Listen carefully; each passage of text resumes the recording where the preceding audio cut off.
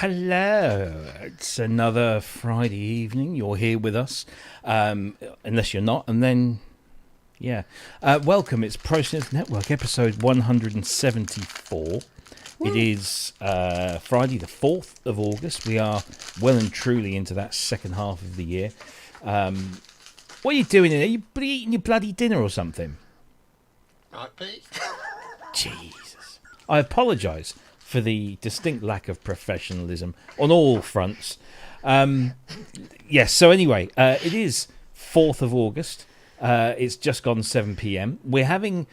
we had some minor technical difficulties that we could have worked around, but we're also having co-presenter difficulties. Unfortunately, our friend Kent is not very well today, so we are not expecting him to be joining us anytime soon. And if you're watching this, Kent, which you're probably not, but if you are, don't bother. Seriously, you need to be resting up and looking after yourself. Yeah. Ben is having internet problems, and he promises that he will join ASAP once he's found a signal somewhere.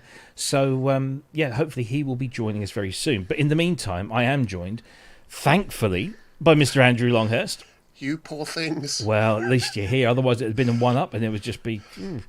Normally I'm diluted by the others, you see. But now Indeed. you've got... Yeah. It's pure, yes. Anyway, how are you?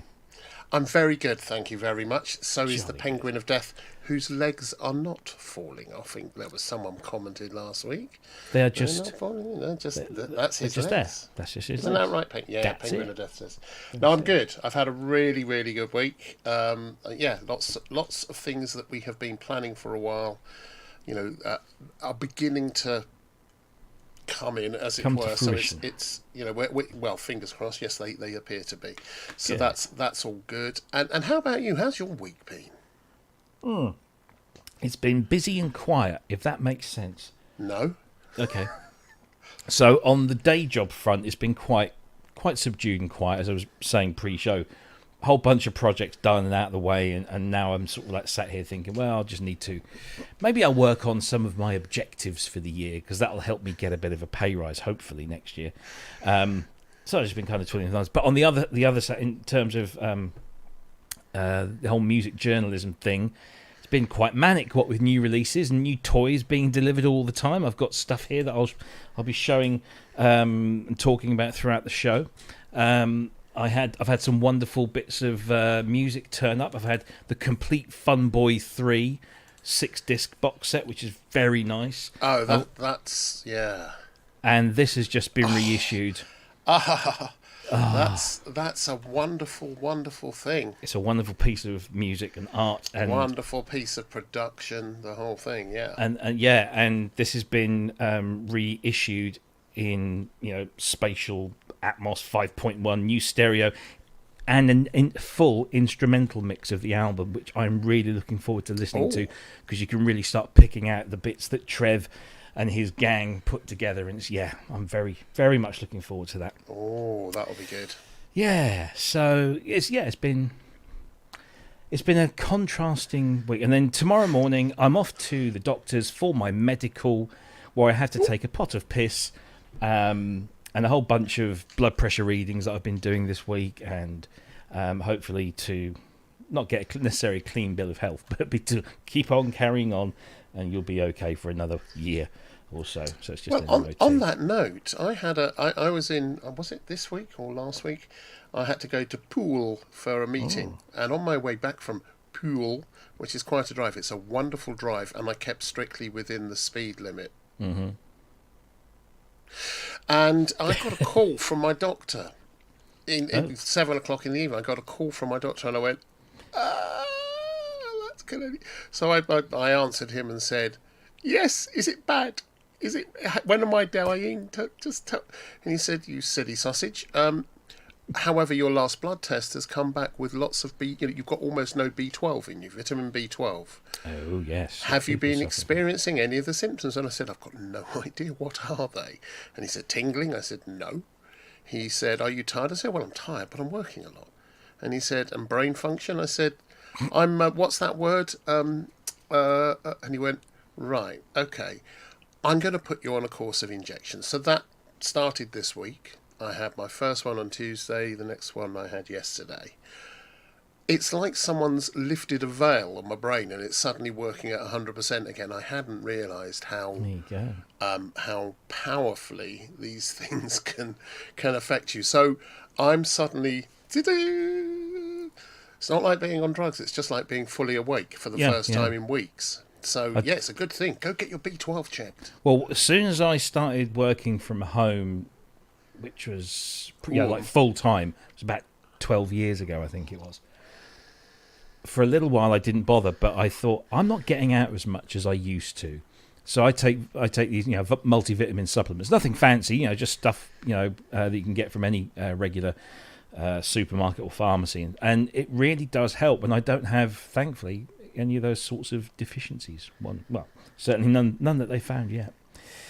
Maybe some other deficiencies, but certainly not vitamin kind. So if you're like in a sedentary job or stuck indoors a lot, I highly recommend just giving yourself a bit of a boost. Well, I think that's a problem for an awful lot of people that watch the show, which is that we watch... We're all saddos that stay at home, yeah. I've got a studio, so I can travel there, but since COVID, I've not gone there as often because I don't need to, so I get up and I walk in here and I'm here for hours. Whereas going to the studio, at least I take some time getting there and maybe we'll stop off and pick some things up and I'll get some air and I'll see the outside and I'll walk... Since COVID, I've not been doing any of that. I mean, or rather very little. So I've bought an exercise bike. Oh, you'll be hanging your clothes off of that to dry in about a week's time, I bet. A week? That long? Yeah. Anyway, yes, as people have been saying, this is the Pro Vitamin Network. What we're trying to say, kids, is if, like us, you spend a lot of time in these rooms, surrounded by four walls and don't get out much, maybe it's worthwhile boosting your vitamin intake and filling in those gaps. I was about to bring in our illustrious leader, and he flipped off again. Oh, God. And so I have no idea what's going on. Let me check my messages. Where's my lecky? And the last one he said he was going on his hotspot. Now I don't know whether that was what was her name at the Rover's return. She always did a great hotspot. Oh no, it was a hot pot, wasn't it? No. Betty. Was it? Betty. No. Was it Betty? Betty? I don't know. No. One for the English landlady. People. Oh! Let's get him before he goes away again. There he is. Hey, all right. How you doing? Grace. All right, lads. All right. How's it going? It's going, Grace. How's it going? I've had some internet difficulties, so I've had to go on the old hotspot phone thing. Wow. Oh, is that going to cost you? I don't think so. I don't know. Oh, good. I hope not. Yeah. I don't know what's happened. No, the internet was all right up here, and then all of a sudden it's just like it's gone like the old dial-up speed. You know, when a picture reveals itself slowly. And oh yeah, I remember getting my porn that way. Yeah. The only thing line by line. The only thing is that when it finally loads up, it's you and Andrew. That's the only thing you get to see. Well, no, I'm just glad you made it. Yeah. Yeah. Glad to be here. Have you tried turning it off and on again? Yeah, I did all that restarting and stuff. And nothing. Must be a problem there. And hotspot seems to be doing all right so far. Anyway. Well, we'll keep our fingers crossed. Hang on. How the blooming heck are you, mate? Yeah. I'm good. Yeah, I'm good. I've been doing a bit of music and I've been enjoying it. It's good. Things are good. Really good. Everything's good. It's just good. Everything's good. Yeah. Are you gigging that weekend? I am. I'm gigging at the. It's the Britain's most remote pub or something like that. I've done it before. Things got that bad. Yeah. Is that the same as the highest one up in the I think it is. In the Lake District. Tan Hill, it's called. The Tan Hill Inn. Yeah. Yeah. We're playing there. Last time we played there, it's amazing. It's like the set from The Thing.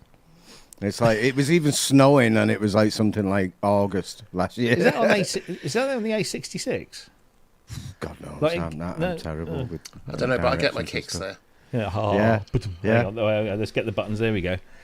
Yeah, well, it's like in the middle of nowhere, and then when you go on, all these people turn up. I don't know how they get there. They must fly in by helicopter or something. I know, you know, it's crazy, isn't it? chasing huskies and, they say, stuff. Yeah, and they say pubs are on their way out because people don't want to drive. Look at that.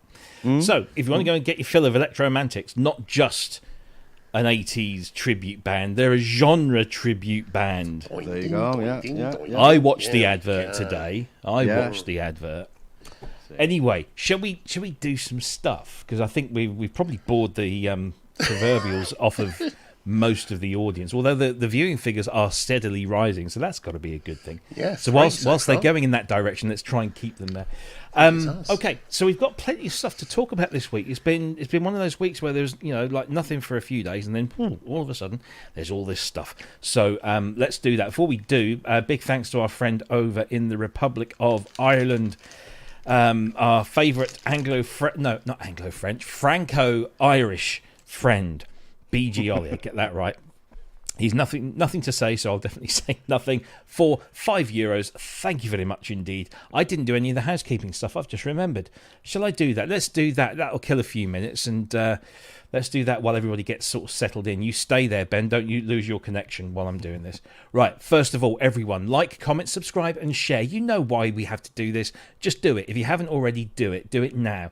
If you want to keep the show, this level of professionalism and this quality show on the air for another 174 episodes, your help is hugely appreciated. We don't charge you to watch the show. You don't have to watch the show. You don't have to donate. But if you do want to, and for some silly reason you do, you can donate through PayPal, or you can use Super Chat or Super Stickers right here on YouTube, or use the thanks button if you're watching on Catch Up. And if you are watching on Catch Up, hello, welcome. You missed all the live fun, but I promise you, if you stick around for the next couple of hours, it should be fairly interesting.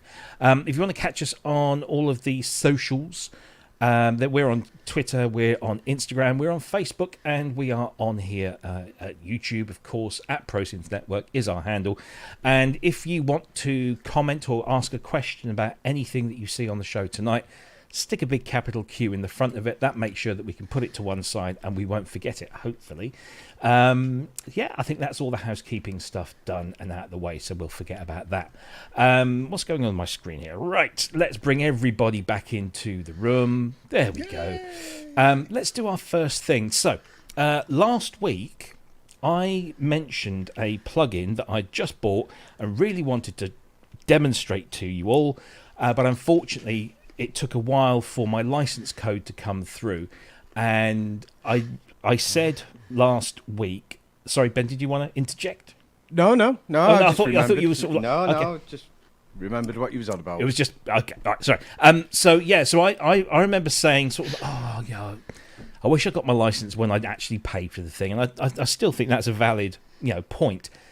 But I got my license on Saturday, so obviously that was absolutely no use to us for last week. However, Ali contacted me directly, and we've had a great conversation. Don't worry, there was no fallings out or anything like that, but he did explain to me that yes, he appreciates that it's a slow system for getting the licenses out, that he knows that it's not ideal because we're not the first people to mention it, of course. And he is currently working on an automatic delivery system as we speak that should be in place pretty damn soon. So I just wanted to set the record straight and put Ali's point across, because we want to be as fair as possible, and just say that we weren't saying that it was awful in any way because of the licensing system. It was just frustrating because I really wanted to show you what this thing could do, what it looked like, how it sounded. And I couldn't, and that was all that was. However, of course, because the plugin license came through, I'm now able to share this and show this to you. And I just want to make sure that I can do that properly. I'm just going to check my audio feed, because I should have done this throughout the before we did the show. But of course, it's been a little bit hectic. Yes, there it is. It's there. It's there. So here we go. This, ladies and germs, is Ali James Labs vsdsx.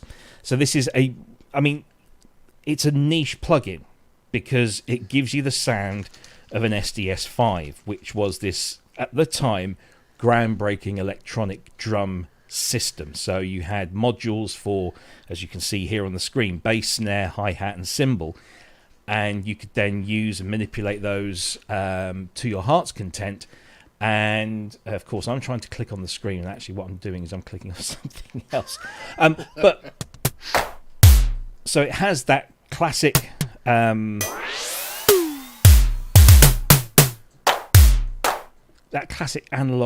electronic drum sound, which, you know, is an acquired taste, I suppose. Now, I would have loved to have had my drum kit set up and given you a full demonstration. However, Ali did one about 9 years ago when he released the very first version of this. So I want to play that to you right now. There's a really nice bit comes in about halfway through this little sort of 1.5 minute video. So stick with it.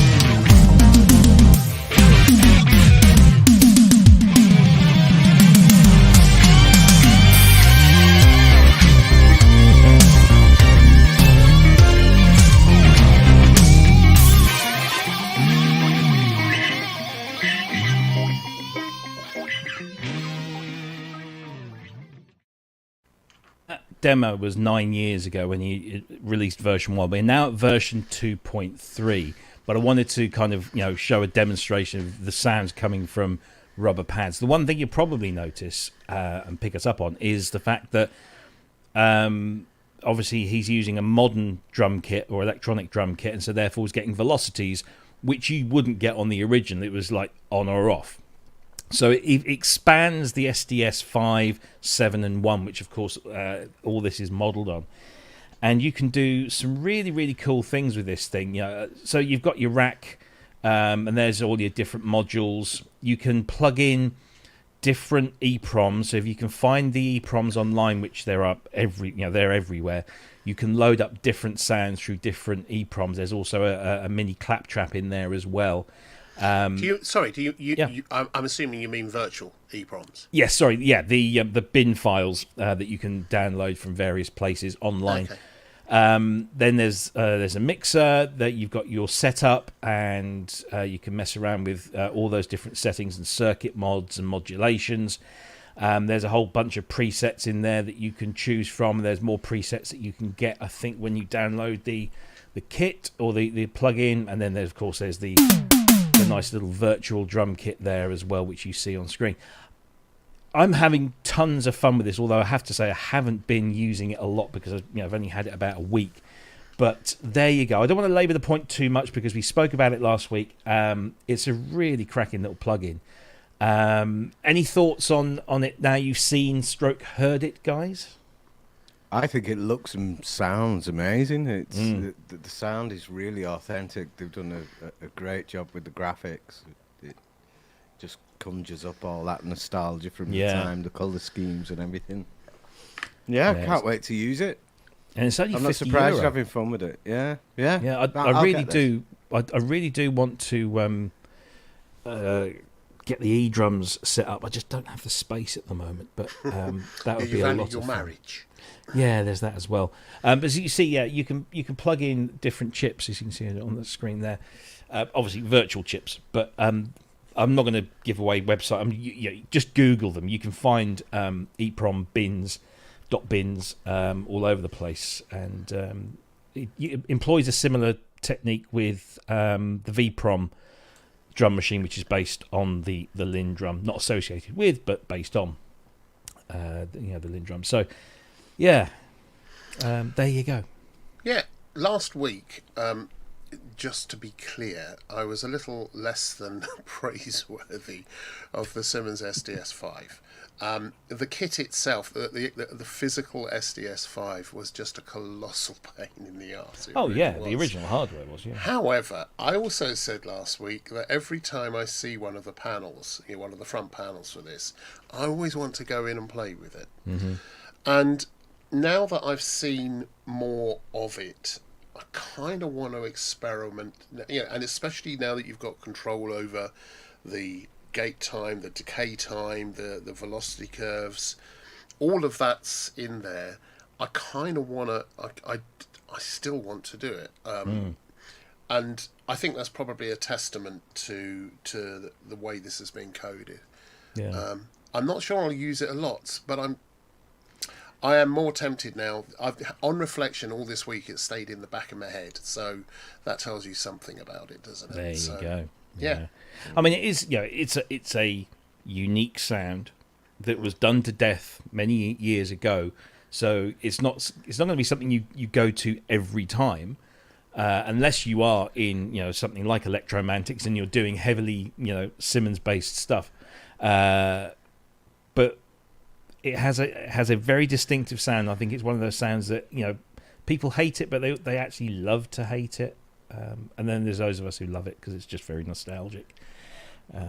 So yeah, for me, it's just trying to find a way to make the Simmons not sound like a Simmons and still do something. Well, this now gives you that complete control over it, and it's not just max velocity, zero velocity. It's you've got nuance in there, which I think had that been around at the time, I'm sure they would have built that stuff in. Anyway, there you go. So many thanks to Ali at Ali James Labs. He's a one-man band. He actually wrote me a very long email telling me his story, basically, and it's pretty impressive stuff that he's completely self-taught as a developer. Wow. And it's just him. And he's doing all of this stuff, and he's trying to keep a lot of plates spinning at once, and he's struggling, but he's delivering, and that's the thing. I'd like to have a chat with him. Yes, we'll see if we can get him on. Yeah, let's do that. And he's also working on a Fairlight plugin, and has been for some time, but he started developing it before certain architectural changes, shall we say, with computers, with Apple Silicon and all this kind of stuff, and he's having to redo. So this is one of the reasons that the VS, I have to say this correctly, the vsdsx is now been upgraded because it now supports native Apple Silicon as well as everything else. So he's having to kind of go through, and of course he's on his own, so he's having to redevelop a lot of stuff and prioritize it. But he assures me that the Fairlight project will crack on next year, and we should see something. He's kind of like, he got it halfway there. So, and what I've seen looks pretty good. So I'm very interested to see how he does that, and maybe we'll get him on when that's released, because that'll be a big new thing. So yeah, that'll be good to see. Yeah, always like supporting one-man developers. Love it. Absolutely. It's a good thing. And talking of getting people on, don't forget that on August the 25th we've got Anthony Marinelli, the synth programmer for Thriller and many other productions. Over the last 40 or 50 years, he did music for movies such as War Games and what was the other one he did? Blue Thunder. He did stuff for, classic 80s stuff, but he's a real synclavier nerd. He really knows his stuff, and a lot of his videos at the moment are based around the synclavier. He's doing some stuff with Kevin Maloney, which are really well worth watching. In fact, I think he made one go live about half an hour ago. So when you finish with this, go and check out Anthony's channel. But he'll be on the show August 25th. Stick that in your diaries. Yeah. Right. Okie dokie. Let's talk about some new cool stuff. I think we should kick off with this one.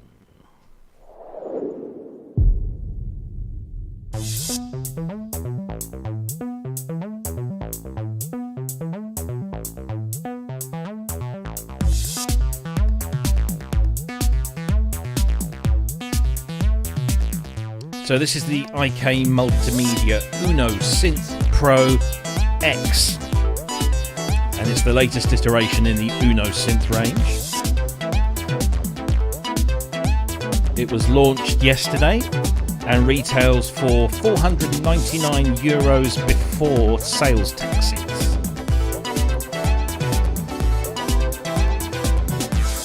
And we'll just stop the video there because it goes on for 2 or 3 minutes and we just don't have enough time. Uno Synth Pro X, very exciting. I've had one here for the last few weeks, and it is... Let me just unplug the audio there, and there we go. Not that big in there. So there it is in all its glory. And as you can see, it's got lots of knobs and lots of buttons, and it's gotten rid of the keyboard, the music chromatic keyboard, except you've got an octave of buttons there, so you can just for inputting notes for step programming. Indeed, yeah. And the other thing you'll notice... Sorry, Robbie. Has this replaced the other one then? That's a good question, and I was going to ask them and then completely forgot. Right. I wouldn't be surprised, because it is essentially, inside, it's essentially the same synth engine as the previous Uno Synth Pro. It's got some extra bits. So, for example, it's got a third envelope. So you've got a filter envelope and an amplitude envelope, but you've now got this freely assignable third envelope that you can assign to anything via the mod matrix. One of the most fundamentally important things for me, anyway, was that they've now given it a proper power supply rather than being powered from USB. Oh, yes, yeah. Although you can still power it from USB, but it's got a proper bespoke brick power supply that comes with the synth itself. And on the subject of USB, and I'm sure Wagyu will absolutely, well, if he hasn't already, he'll love this, because it's actually got a USB-C socket and not micro USB. So it's a proper solid connection, and that's for data and power if you need it. Everything else on the back is the same. You've got the same stereo audio outputs, you've got an audio input, you've got 2 pairs of CV gate, you've got full-size MIDI. What else have you got on there? I think that's everything. Oh, and headphone socket. Yeah. But the big thing is that you've actually got controls that you can grab hold of and mess around with this thing, and it sounds incredible. I'm just trying to find one of my favourite little sounds here. Let's make sure that the volume is turned up. Did I read that it is or is not compatible? The banks are compatible with the previous version or not? They are not. I asked that question of them, and it was slightly disappointing. And the reason being is that there are some of the changes are just you can't remap or rework the patches for. So no, if you've got Uno Synth Pro patches, you cannot use those in Uno Synth Pro X. So there's that. But I think as far as a downside, that's about all there is, really. It's superb. Being able to get to everything that quickly means you can reauthor sounds so quickly and get into a whole bunch of new sonic and it's got cool little features where you've got a VCA percentage, so you can actually keep the envelope completely open all the time, so you can start building drone-like sounds really easily. The filter itself. Let's see if I can get a sound. So is that a VCA per oscillator? So you can leave one droning whilst doing... Do you know, I haven't tried that. That. Because that would be cool. That would be very cool. Let's see. Let's get a sound up here. I think my wife often feels that I should have a VCA. So the filter on this, it's got 2 filters. It's got an OTA filter, and then it's got an SSI-based filter, which screams like a banshee.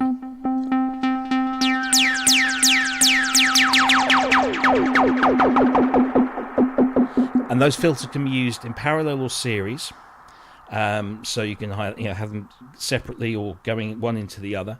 There's some new effects on there. There's a new delay and there's a new shimmer reverb and a new modulation, like a chorusy flangery type thing. What do they call it? It was based on the Univibe, which I wasn't really familiar with at the time. But yeah, it sounds very, very nice.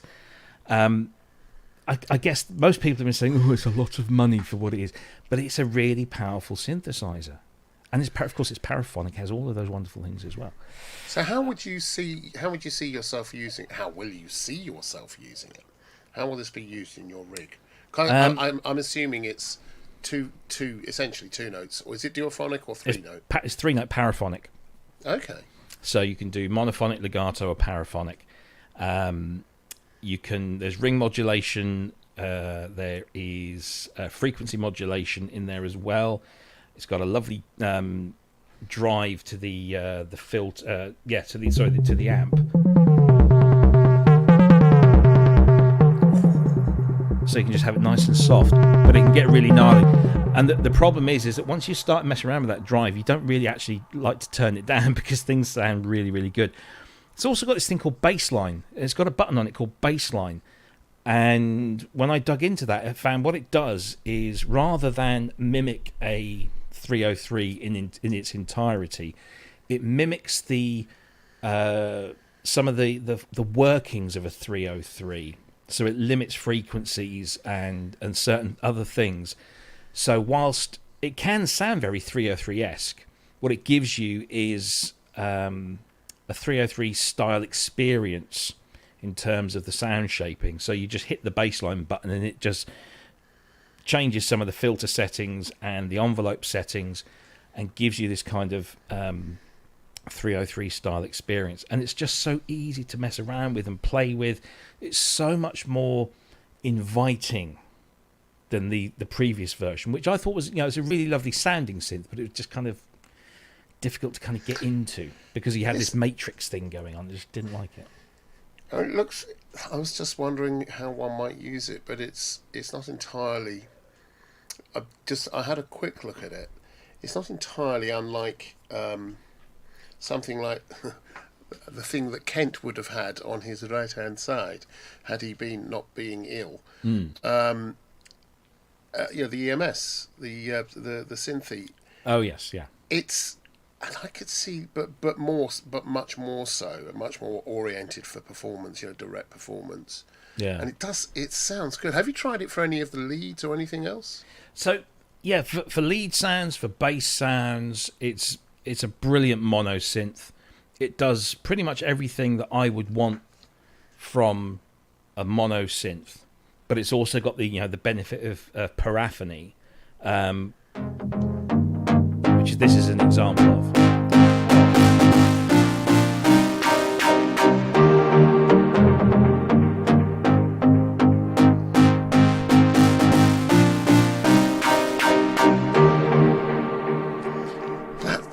That's very Elderbrook. Thank you very much. That's gorgeous. It's nice. It really is very, very nice.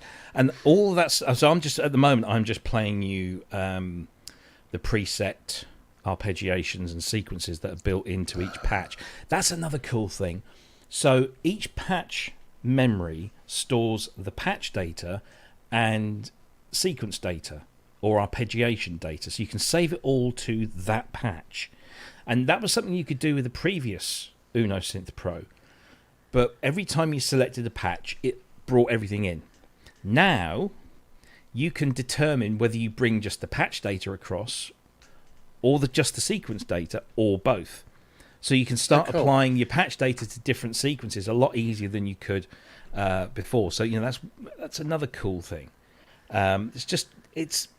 It's really not a sea change from the previous version. It is a distinct improvement, and in fact, I think this is what it was always meant to be.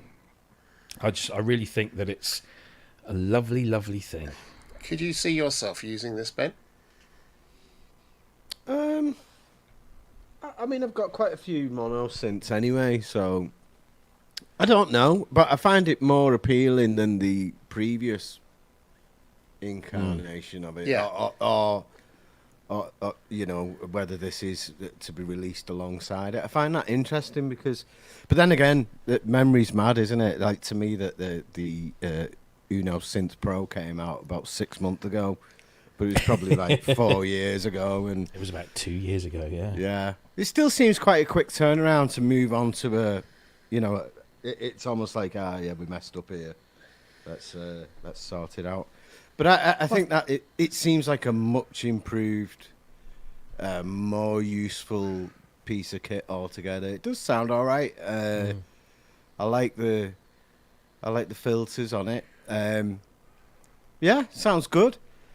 And a massive improvement for me anyway. Yeah, I think that I'd use this. I'm much more likely to use this.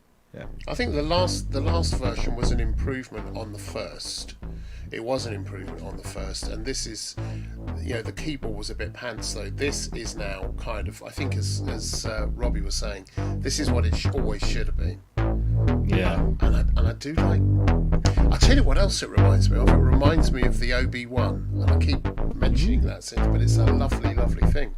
So listen to this filter. I'll try and get it to. This might hurt.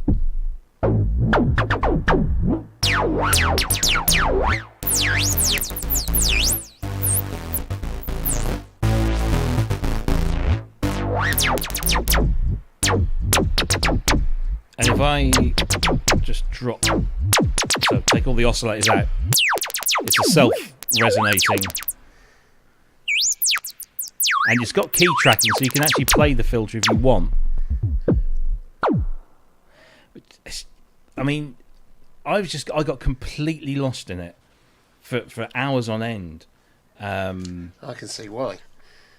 Because it's exposed everything, so you can just grab it and play with it. You know, it's whereas before it was like a laborious task. You know, you had to press. It's like it's like me with me JX10. I had the JX10 for years. Never really programmed anything on it because it was just, to me, that you know, selecting the parameter, data entry, moving on. That I was getting so confused with that, and I bought the programmer for it, and it just completely changed the machine. It became a hands-on, using it for everything thing, just because it was there. And you being able to use more than one controller at once is a massive thing, isn't it? Oh, it's something that you absolutely. can't do with a mouse. And something that you can't do with a data entry slider usually. Yeah.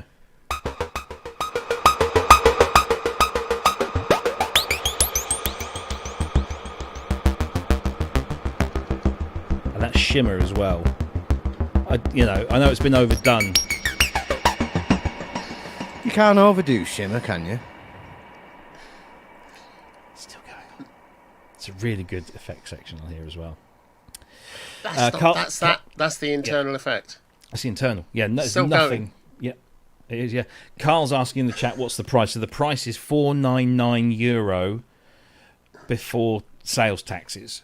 So you're looking at about €580, which I think equates to about 520 quid at the moment, roughly, give or take. Other exchange rate mechanisms might. Funny thing is, it's only because of a certain other company that our expectations over pricing have been lowered.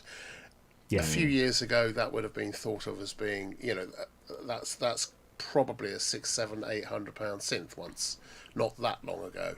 And hearing it as it is, I am very tempted. I have to say, very tempted.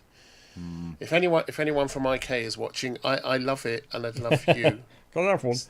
Send me one or send me cake. So, let me see if I can I need convincing, so send me one as well. So I don't know if you there can goes see the yearly this. profit. This isn't going to be the best demonstration because normally I should have like an overhead camera, so we're not that advanced. But what I want to show you is. You love this, don't you, Robbie? No. He does. What am I doing there? Back. Store. There we go. Right. Bach. Get back. So it has got.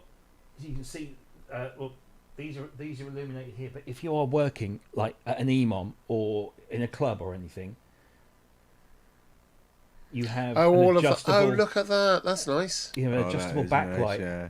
I want it now. Yeah. That's why we got into this, for knobs, buttons, and lights, And isn't lights. it? With Dan Dare. It's Dan Dare. Yeah. Yeah. That's what it Yeah. is.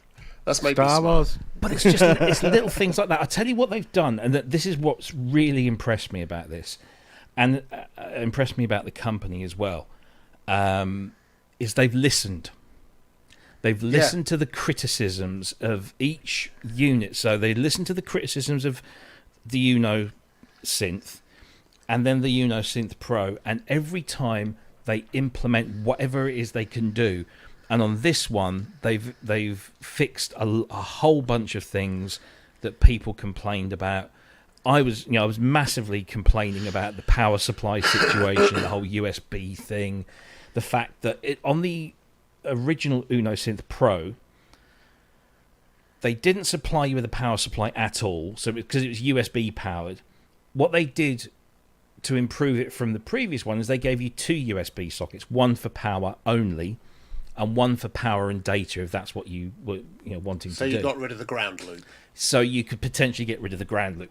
Now, the problem was that they only supplied you with a short USB cable, which is no use for power. So you had to go and source your own USB cable to use for power. And not all USB cables are the same. Some are data only, some are power only, some will do both. And so you've got to find one that's capable of delivering consistent power. Then you've got to find a mains USB adapter to deliver the right voltages. And I went through about 4 or 5 different, I think they're mostly phone chargers, USB phone chargers, until I found one that didn't result in the synth going out of tune after 30 minutes. Really? And that's all. It was all because it wasn't delivering the right power for the synth. And it's only when I did a little bit of digging I found out exactly what power it needed in terms of not just 5 volts but the amperage. And once I found a power supply that could give me the right amperage, then everything was fine, and it's been perfect ever since. But And isn't it funny? Once upon a time, we all bitched about wall warts, going, bloody wall warts, why can't they put proper IECs on? And now we're going, hurrah, they've got a wall wart at last. But the thing was, when they did the original Uno Synth Pro, they did these 2 versions. They did the desktop version, they did the keyboard version. And the keyboard version had its own dedicated barrel plug power supply, like this now has. So they've listened on that count. They've listened on the USB connection count, and they've fitted USB-C, which might not be as as tough as the old B sockets, but it's modern and it clicks into place, and it's a lot more secure than the micro USB that they were using. So they've listened on that part. They've listened on in terms of the layout of the controls and what they've exposed, and minimized any sort of double key pressing, or there is a shift button, and a whole bunch of things have got a second option, but it's clearly marked on there. And the only buttons that require maybe more than one push, the oscillator select button, you press it and it sequentially goes through 1, 2 and 3, or you press and hold it and you can then manipulate all 3 at the same time. Has it got a screen on it? Sorry. It has got a very small... See if I can do this again. OLED? Oh, right. Yeah. Exactly the same as the original... OLED, is it? Yeah. Yeah. And, to be honest, on this machine, it's a lot less important than it was on the other one, because the other one, you had this kind of matrix thing, and it just... Yeah, you don't look at the screen a lot on this. Yeah. So you're in 2 minds about it, then, Robbie. I can tell you're not convinced. I don't want to give it back. I don't want to give it back. Well, don't. If you're watching, we're holding it hostage. Well, it's funny because I actually got an email today. Fingers crossed. If you're coming to Synthfest in Sheffield in October, I should be spending some time on the IK Multimedia stand giving a bit of a demonstration of this. And what I'll turn around to them and say is, hey, pay me by letting me keep that. So I've got a little bargaining chip. But yeah, so there it is. It comes in its own lovely box. Nice sturdy box. I don't know what that is rattling around in there. Do we think... So let's just conjure ahead. Do we think, because this does sound good, do we think they'd ever think about going fully poly? I hope that will be the next thing. That would Uno be. Synth Poly. Uno Synth Poly. Yeah, the Uno Synth Pro Poly X. Because they're really It's a bit going for mouthful, innit? Yeah, it is. Yeah. Now they won't call it the Uno. They'll call it the. Oh, they can't, can they? The Poly Polyolly. Synth X. Yeah. We shall see. Yeah.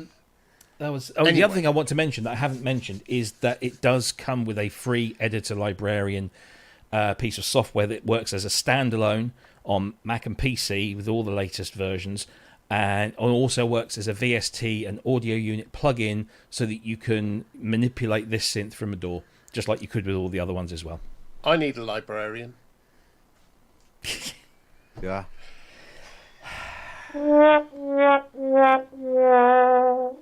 Right. There we go. Anyway, moving swiftly on. That was the Uno Synth What a Pro reader. X. It is.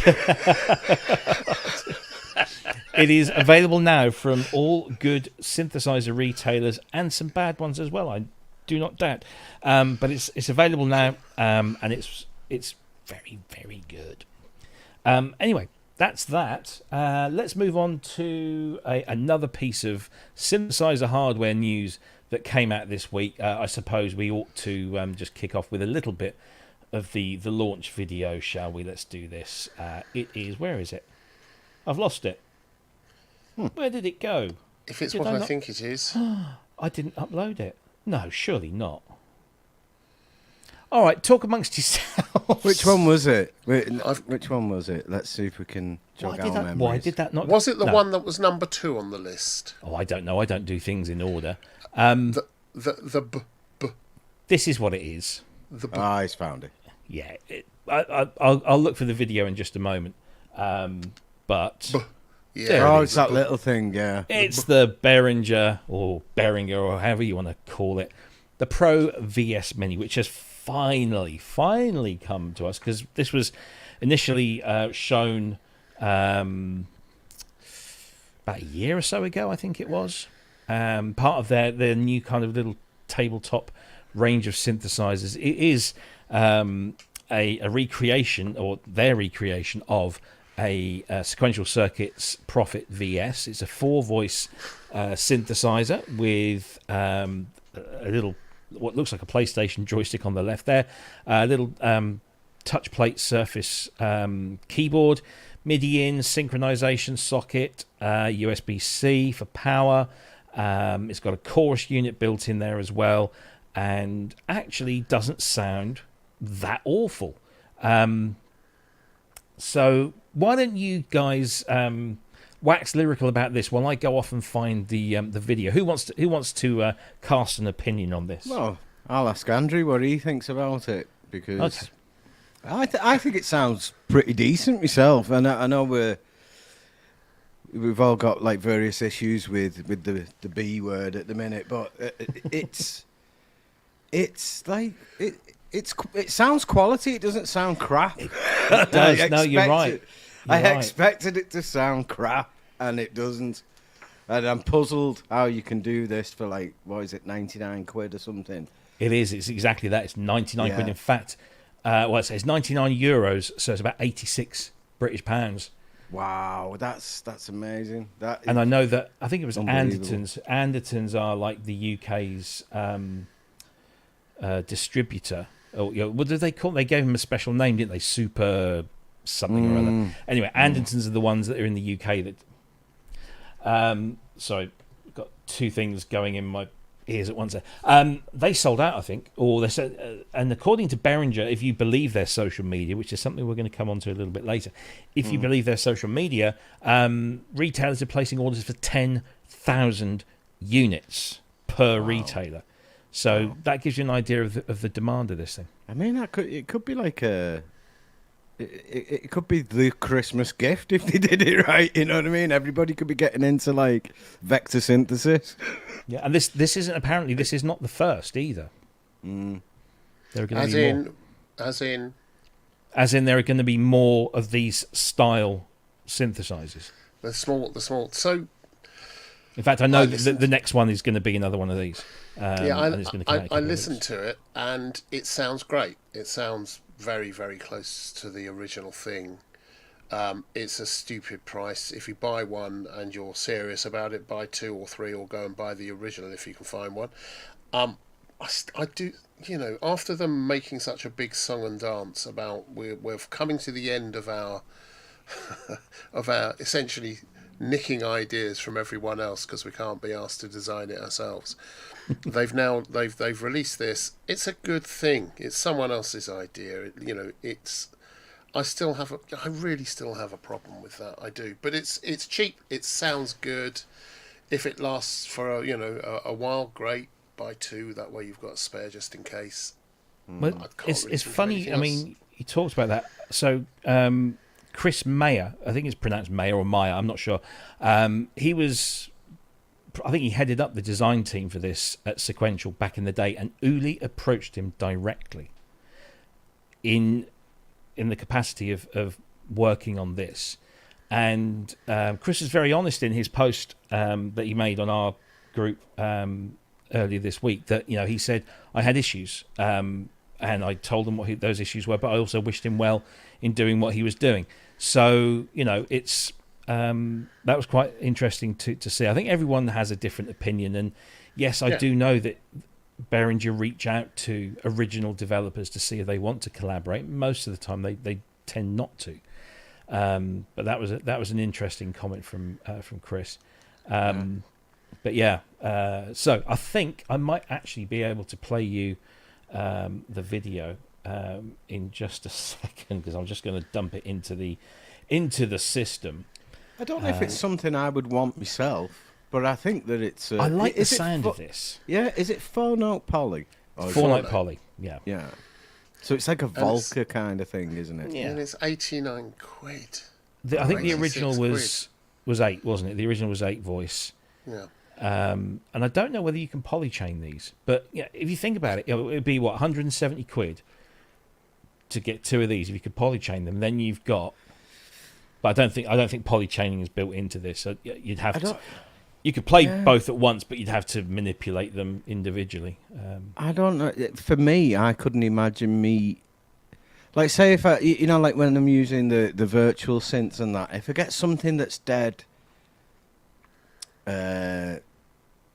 Wavetable-y, or it's something really like kind of digital, like LA synthesis or something like that. I tend not to like play a lot of chords with it. I won't play massive chords with that. I'd save that for something that's going to be a bit warmer, maybe. Mm-hmm. Yeah. Whereas that will tend to be like melodies or just little riffs or something. So I think you might get away with 4-note poly on that kind of thing. Well, I think let's have a listen to it. This is the launch video, so it's about 7 minutes long. We won't play the whole thing. Yeah. We won't play any of it at the moment because according to this, it's still processing. Here it is. Sometimes big sounds can come in little packages, and even though it's small, this thing packs a punch. And it's so cute. Introducing the Pro VS Mini. Let's check it out.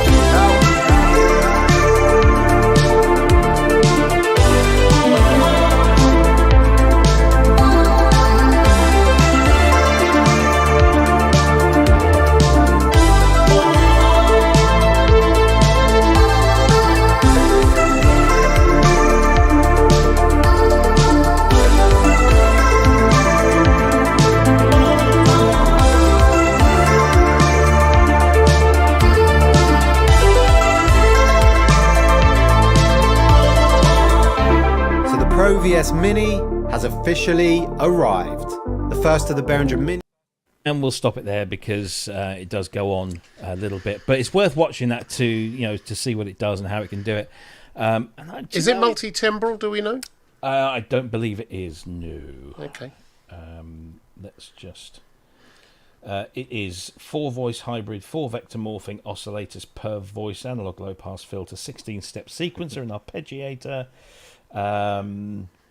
27 touch sensitive keys with a studio grade chorus, whatever that means, with joystick of course, but no, it's not multi-timbral, so You could get 4 of them for 400 quid though, and, and then it'd be 16 note poly and 4-part multi-timbre.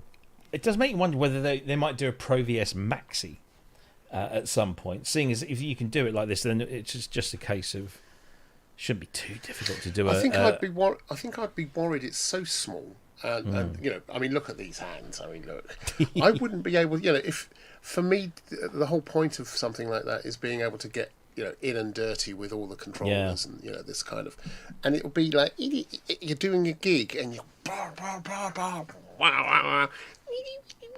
I'd be frightened. I'd break everything. Yeah. So I like the sound of it.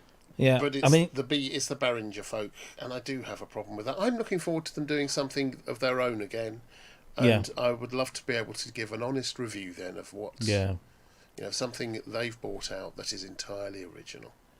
I mean, to be fair, there's not a huge amount of competition out there for something like this, apart from, say, the Arturia Prophet VS plugin, which obviously gives you everything that the Prophet VS did and more.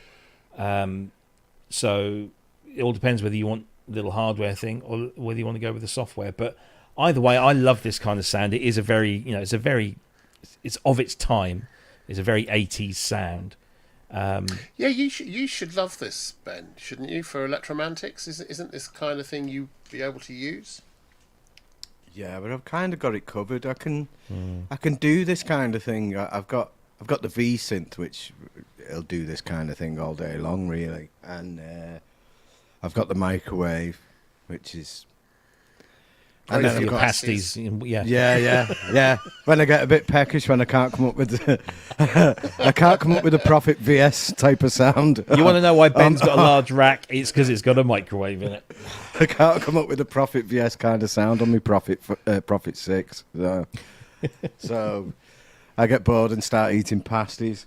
I've got a few digital things that can do that kind of thing. My favourites are probably the microwave and the V-Synth, really. Yeah. But, at 99 quid, though. I know. You could just take a punt on it, couldn't you? 85 I'll have it for them. Yeah. It does make you think, maybe, how strong are my morals? Well, you can give it to charity if you don't like it. Yeah. And if they're shipping these in the tens of thousands, that's a lot of money. That's a lot, yeah. You don't need to make an awful lot of profit on that. So, Pro VS Mini is available to pre-order now. It's not in stores until, I think, September, by the time they get... So you can go to your local retailer and pre-order this right now, and hopefully these will start landing on people's desks and hands and what have you in about 4 to 5 weeks' time. And then we'll see how it's received. I want to, whilst we're talking of Behringer, I also want to bring up another point about Behringer this week. No, it's not the radar, which was this Eurorat module that has a contact mic built in it, which is basically a clone of a clone. But to be fair, at least with the radar, they've made a couple of little changes to this module that's improved it, and they're charging about the same price as the other modules. And a lot of it is open source anyway, but we're not going to go there. Ramsey will be talking about that on his show tomorrow, which is from 2 p.m. UK time, I believe. Now, the thing that I wanted to talk about that was connected to Behringer was this. I'm just going to throw this graphic up on the screen. This is something they posted on their social media channels. Allegedly from a customer called Rafi G. We've only their word to take for it. And the statement was, as a customer, I have come to the realization that most online magazines cannot be trusted as they create biased and fake reviews paid for through manufacturer ads. Instead, I'll place my reliance on the opinions of friends and experts who have first-hand experience. Now, there was a contradiction right there, because if you want to get expert opinion, a lot of these online magazines or published, paper magazines, that's where you find a lot of your experts. But anyway, it caused a bit of a stink. And Loopop, who I have a huge amount of time and respect for, because he produces very detailed... He doesn't do, reviews. He doesn't just do demos. He does deviews or remos. I don't know. They're basically hour-long video manuals on how to get started with each of these new products. And he responded to them on their Twitter feed, and they deleted his comments. Thankfully, he put them up for other people to see. And this, again, this is what I want to show you here. Let's just bring this into the show. So, he said, "Hey, Behringer, since you blocked my response, I'll share it here. I saw you spreading lies on your Facebook group that I won't review your gear because you don't send it for free when actually you offered and I refused. Should I now, for some reason, the image has failed to load. There he goes. So this is the response he gave. Stop spreading the lie that I stopped reviewing your units before you wouldn't send me any for free. I first reviewed your synths without any contact with you, the Model D and the Neutron. At that point, you offered to send me a few others, which I accepted and disclosed. When you made the offensive video about Peter Kern, which was the whole cork sniffing thing, I started and then started copying affordable products from existing manufacturers with zero innovation, for example, the Swing. I became disgusted with your corporate culture, which I see now includes spreading lies like you did now. So he clearly took offence, and I don't blame him. But what's happened is this week I've seen many people in my industry of music journalism, music technology journalism, come out and say, whoa, you don't send us anything to review, and we do not have a policy of only reviewing products from companies that buy advertising in our magazines, whether it's online or whether it's in print. And I can only speak for the ones that I work with. So I work with Sound on Sound and I work with Gear News, and neither one of those, one of which is probably the most prestigious music technology publication in the world, and the other one's Sound on Sound, and the other one's I do hope my bosses from either are not watching this, but no, seriously, we all know Sound on Sound's got exactly a great pedigree. They do not demand advertising in exchange for giving a review, positive or otherwise. I can categorically state that, and I would stand up in a court of law and state that, because it's absolutely true. I've had numerous conversations with editorial people at both those places, and they say we'd love to review their stuff, but we don't get it. We don't get sent it in time to then put it into a publication. We then have to wait until it's available to then go and buy one, or for our reviewers to go and buy one. And then we've missed the boat, because companies like Sound on Sound are producing issues well in advance of publication. So there's a lot involved in getting something out, like a review out in time. 99.9% of the rest of the industry will send us products. Uno Synth Pro X, for example, was sent to us by IK Multimedia. It'll go back. I've got something else that we're going to talk about later. That was sent to me. That'll go back. Sometimes they don't ask for it back. Sometimes they do. We don't do it for the free stuff. We don't require you to advertise with us to cover the stuff. We cover Behringer stuff on this show. We don't require anything from them. But do you think that there is a temptation, right, as you get all these influencers online and they're all getting free stuff? Is there a temptation to think, oh my God, this is shit that they've sent me here, but I can't go online and say it's shit because you won't send me anything else? Well, then you're not in it for the right reasons, then. Yeah. Here's the thing. You'll only be an influencer and or a trusted magazine if people trust what you publish. Yep. Pretty much everyone that watches this channel, if a new synth comes out or they're looking for something in the past, to review a vintage synth, the first place they'll go to look. A lot of people will go to YouTube and see if there's any demos on there, but the first place they'll go to really get an unbiased, thorough review is Sound on Sound. Sound on Sound, along with other publishers, pretty much anyone that wants to do this thing ongoing, cannot afford to be seen to be doing anything other than an unbiased review. Mm-hmm. And I know that Sound on Sound don't rely, don't depend on advertising to do your review, because we used to place stuff with them, with Sound on Sound. They wouldn't always guarantee reviewing it, and they didn't require that we advertise. We happened to from time to time when it was appropriate for us, but that wasn't the yardstick. The yardstick was, is it an interesting thing, and do we think that our readers will want to hear about it? It's that you lose all credibility if there's even a sniff that you're doing anything because you've been given one for free. Yeah, exactly. And to be honest, Robbie, myself, or all of us, right?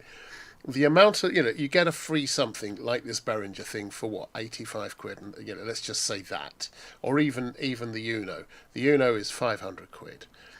For the sake of 500 quid, which the cost to them is going to be probably 200, 300 or something, for the sake of that, you're willing to risk your credibility.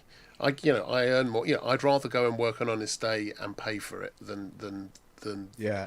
It's just not worth doing. It's just not worth doing. So Definitely. that's professionals don't do that. No.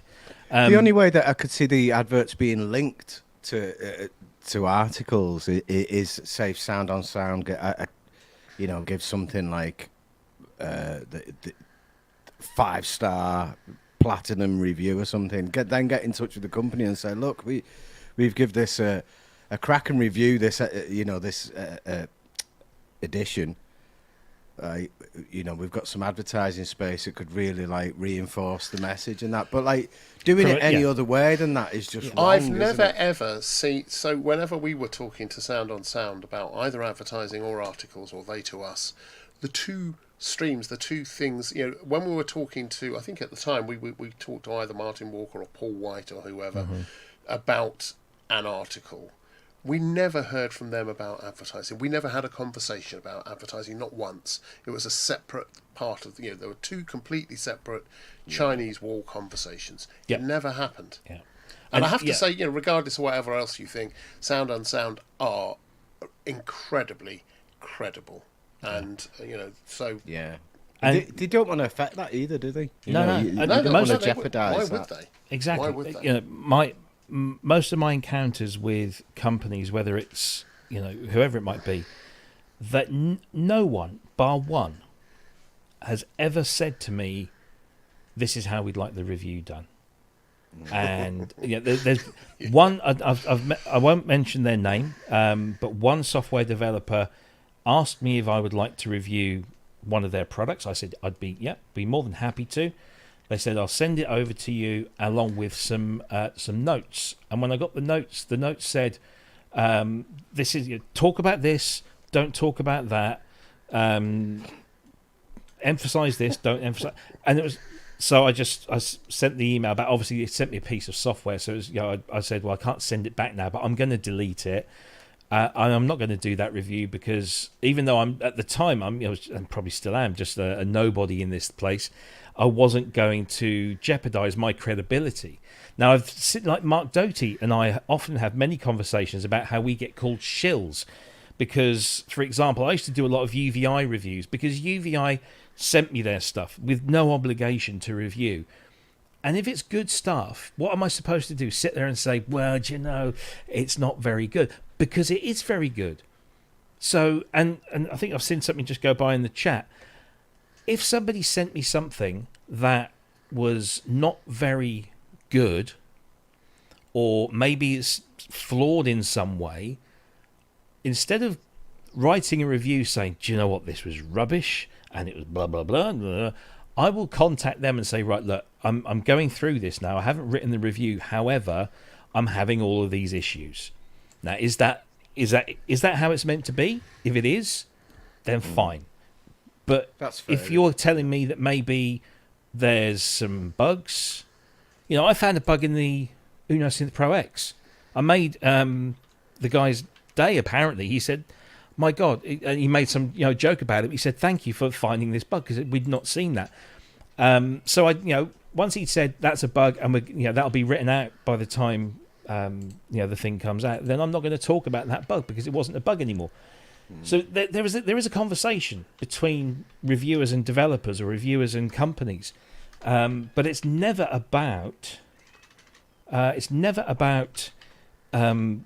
giving a favourable review in exchange for advertising. Now, Behringer, if they want to play this game of we don't advertise, we don't need to advertise, we're going at it from a different angle through social media and stuff, fine.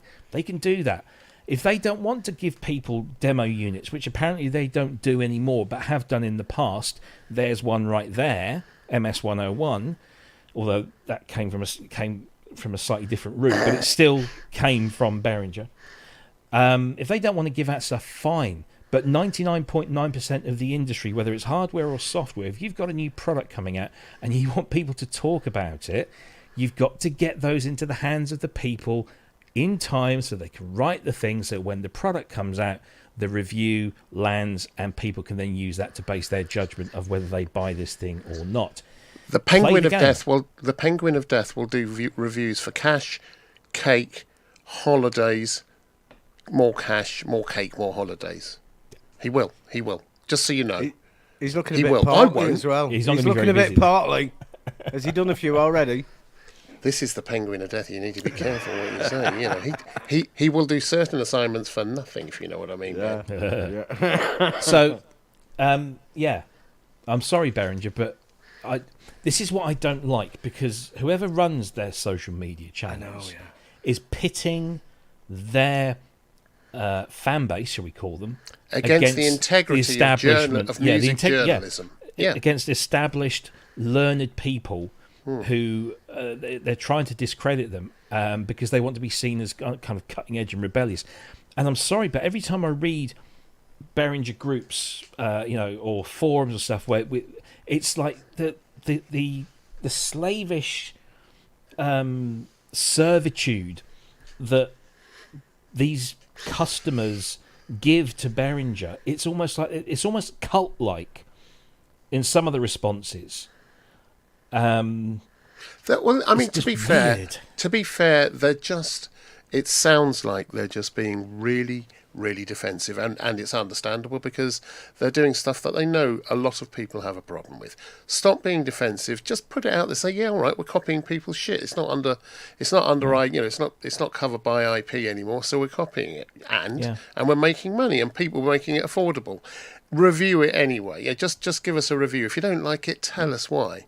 And here's the thing: most of their stuff doesn't sound bad. We've just talked about the Pro VS Mini and said, look, it's 80 odd quid. It sounds pretty good. Send it out to everyone. Stop doing this. Stop trying to influence the message, because it's the wrong thing to do. People pick up on it, and honestly, you're picking the wrong fight here. You're biting the hand that feeds you. You really are. This is the bit that I can't get though, because usually, like social media for a company like Behringer, they might have somebody in house doing it, but usually it'll be an agency. I'd imagine with the way Behringer do things, they would have somebody in house for it. But they're not micromanaged by Uli Behringer. Uli Behringer isn't leaning over this person's shoulder saying, "You've got to say this." No, he is. That's the thing. Do you reckon? No, I know he is. Yeah? He micromanages the shit out of his business. Right, because I was thinking like it's some person has took it upon themselves to represent the entire company in an argument here. Well, not an argument, but a discussion. I mean, obviously they were instructed to make that initial post, but the responses to Ziv, it's like I just don't understand. What I don't get about Ziv, but for people who don't know, Ziv is Lupop. He is incredibly careful about what he does, and he doesn't do it. He's not a personality, because not many. If I asked you to just pick Ziv out in a lineup, you wouldn't be able to do it. No, because he doesn't want to be the face of it. He wants his technology and the knowledge, and that piece of coverage that it's all about the gear.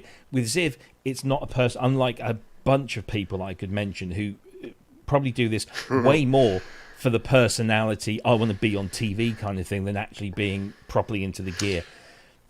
And so I think the takeout from this is we can't. I mean, we all of us have our opinions about what Behringer do and how. and we don't know exactly how their media department works, but whatever reason, we're spending a lot of time talking about something they've just shot themselves in the foot. They will get the ire of the music press and or influencers, because it's just called into question every single person that's ever reviewed a Behringer thing, and that's kind of, just stop this shit, get on with it. We're and we've got talking other about things. it though, so it's working, isn't it? So we're saying that this social media person should be sacked instantly. But I'd like to talk topic. I'd like to talk about a free instrument. Would you, or a free something? Would you, Robbie? Well, we can talk about some free stuff. I just want to. I don't know what you mean by this, Cresshead. Backhanded compliments from Robbie just today. Doesn't sound awful. Can you effing guess why it pisses people off? No, I can't, mate. I can't. Why? Tell me why. I've just said that this Pro Mini VS actually sounds rather good. So maybe I used a different turn of phrase. It doesn't sound awful. It doesn't. So I think, what? So explain. yeah, and I think it is sometimes. I think the price point of this and the word Behringer seems to imply tacky. Actually, we've all said here today that it actually sounds good. We've all said that. We're regardless of the morals or our own thinking about Behringer as a company and their what they're doing commercially, we've all said it's good. I don't think it's backhanded to say it doesn't sound bad, because it is a surprise. It is a surprise when something comes out at 85 quid, 4-voice poly, sounds like that, and it does sound good, and it's 85 quid. I don't think that was out of I don't think it was out of order to describe it in that way, because it is surprising. It is I've surprising. got no problem with Behringer. By the way, Chris said recreating I stuff. would go there, and I have done. Sorry, Ben. Yeah, I was going to say I've got no problem with Behringer recreating stuff that's no longer in production, or stuff like the Deep Mind, which is influenced, heavily influenced by something else. But I think like when like Ziv said in his message that he was fine with the company himself until they brought out things like the swing and that what was it, mutable instruments modular thing that they ripped off to death. Unless the project is the product is no longer in production, then you shouldn't go near it. I don't think. I think that's that. And yeah, you're gonna piss a lot of people off remaking things, making the Model D. Pissed a lot of people off, but it also made a lot of people happy because they had access to a similar kind of sound for next to nothing. Bottom line is, if you don't like him, don't buy him. Yeah. For whatever reason, whether if you don't like the product for what it looks like or what it sounds like, don't buy it. If you don't like it because the company you think is immoral, don't buy it. If none of that stuff bothers you, fill your boots. Yeah, fill your boots. Fill your boots. Anyway, shall we move on? I just want to throw this last one in there. Estado says we're talking about them again, so their objective has been achieved. And yes, we always fall into that trap. But hey, we're a music technology discussion show, and so there you go. Before we do anything else, I do want to say a big thank you to Mr. David Serchek and Cleo, of course. I'm sure it was Cleo that actually pushed the button for your $5 donation. Thank you very much indeed. To the wonderful and lovely Dina Perlman from the Alan R. Perlman Foundation for $5, and of course, thank you. Can I say on this public forum, to everybody that donated to my little birthday fundraiser that finished just the other day. I set a £250 target. We actually raised $350, which equated to over $400 that has gone, and I've checked with Dina, she's got the money. It's gone into the Alan R. Perlman Foundation coffers. Thank you to everyone that donated. Really appreciate that. And finally, to the old bastard down under, Mr. Stephen Smith. He knows he likes me to call him that. $50 Australian for the show. I also saw before the show started, Xorb, 2X Orb. Oh yes, gave £5. Said they weren't going to make it. He said he wasn't going to be able to make it tonight. Yeah, but he gave £5. Thank you very much for that. Marvellous. Yes, thank you everyone for your donations. Every single penny goes back into making this channel a little better. A little better. Tiny increments. You've been speaking to my wife again. Okay, let's talk about something else, a little bit more light-hearted. Let's talk about something. Let's talk about something that's for free. Let me just bring up the page. Where did the page go? It's gone. I'll tell you what. While I'm looking for that, I will play you some of the demonstration video. This is a brand new sample library or instrument, should we say, for Native Instruments Contact. The beauty of this one, though, is that it's completely free. And it's called Corn. Take a look at this. Hi, and welcome to Cinematic Instruments.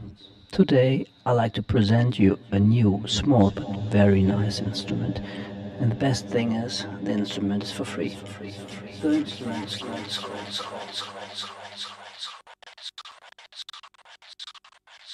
instrument is called Corn, and is a looper, a sample player, and has a granular engine on which you can drop your WAV files. WAV files.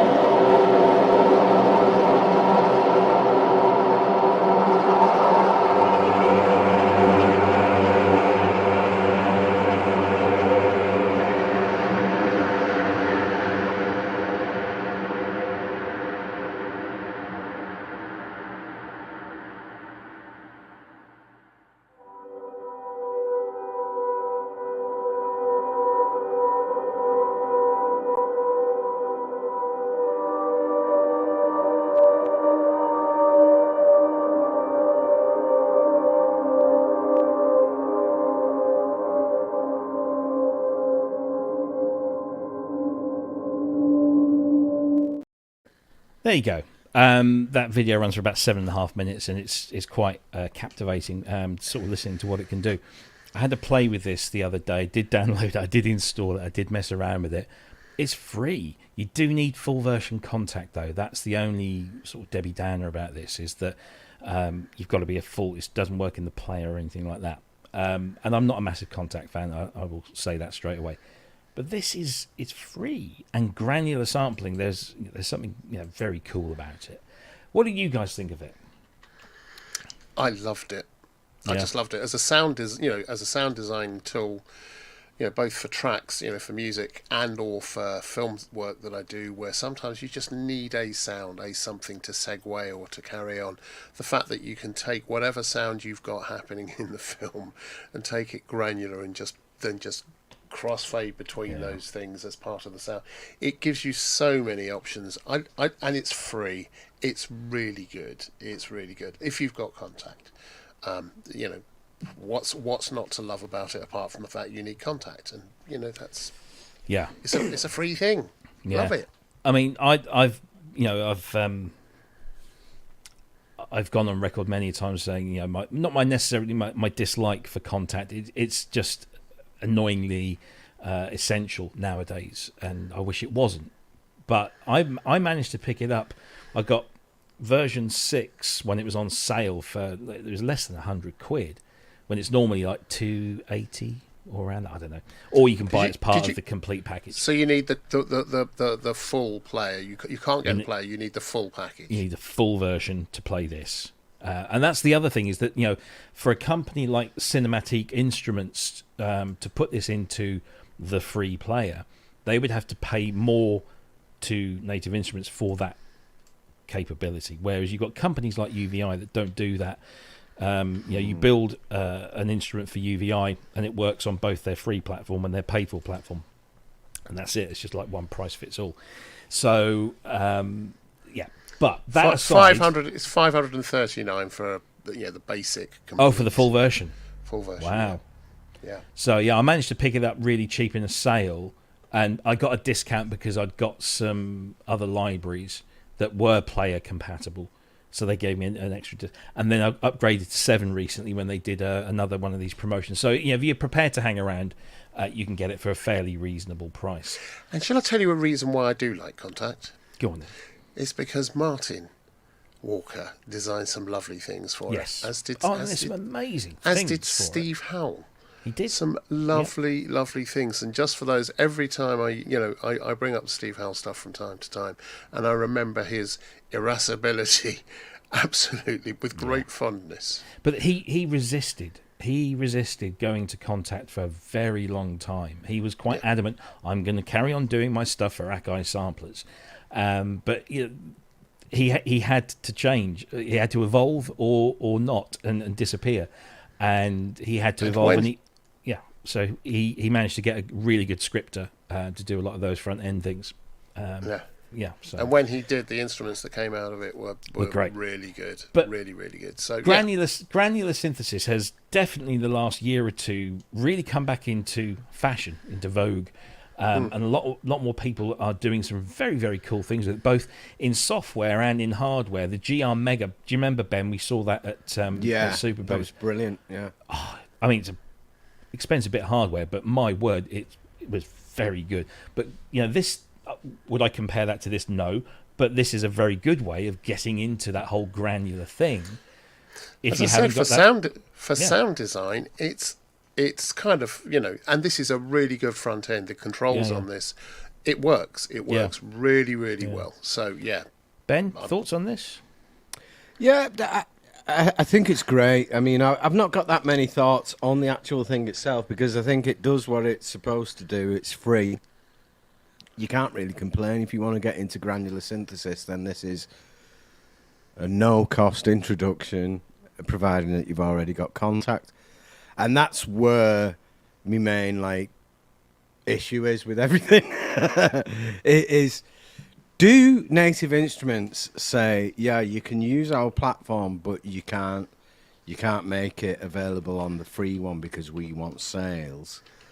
But then, did they have some sort of exclusive deal with them where they can't produce for anyone else? Because I've noticed that it's very rare that you see something released on multiple platforms these days. That's a really good question. I did ask someone. I said, "You do stuff for Contact," and I used at the time it was Mac 5.3, which eventually Motu stopped their partnership, or the partnership between Motu and UVI stopped because UVI developed Mac 5.3. And then Falcon came out, which was essentially Mac 5.4 or whatever you want to say. So, and I went to this developer and I said, "Look, that's where I'm invested in, and I really want your stuff, but you only do it in Contact." And they didn't ever say to me that there was an exclusivity thing. There might well be. What they said was the time and the effort and the money to develop for another script-based platform, they just didn't have the bandwidth to do that.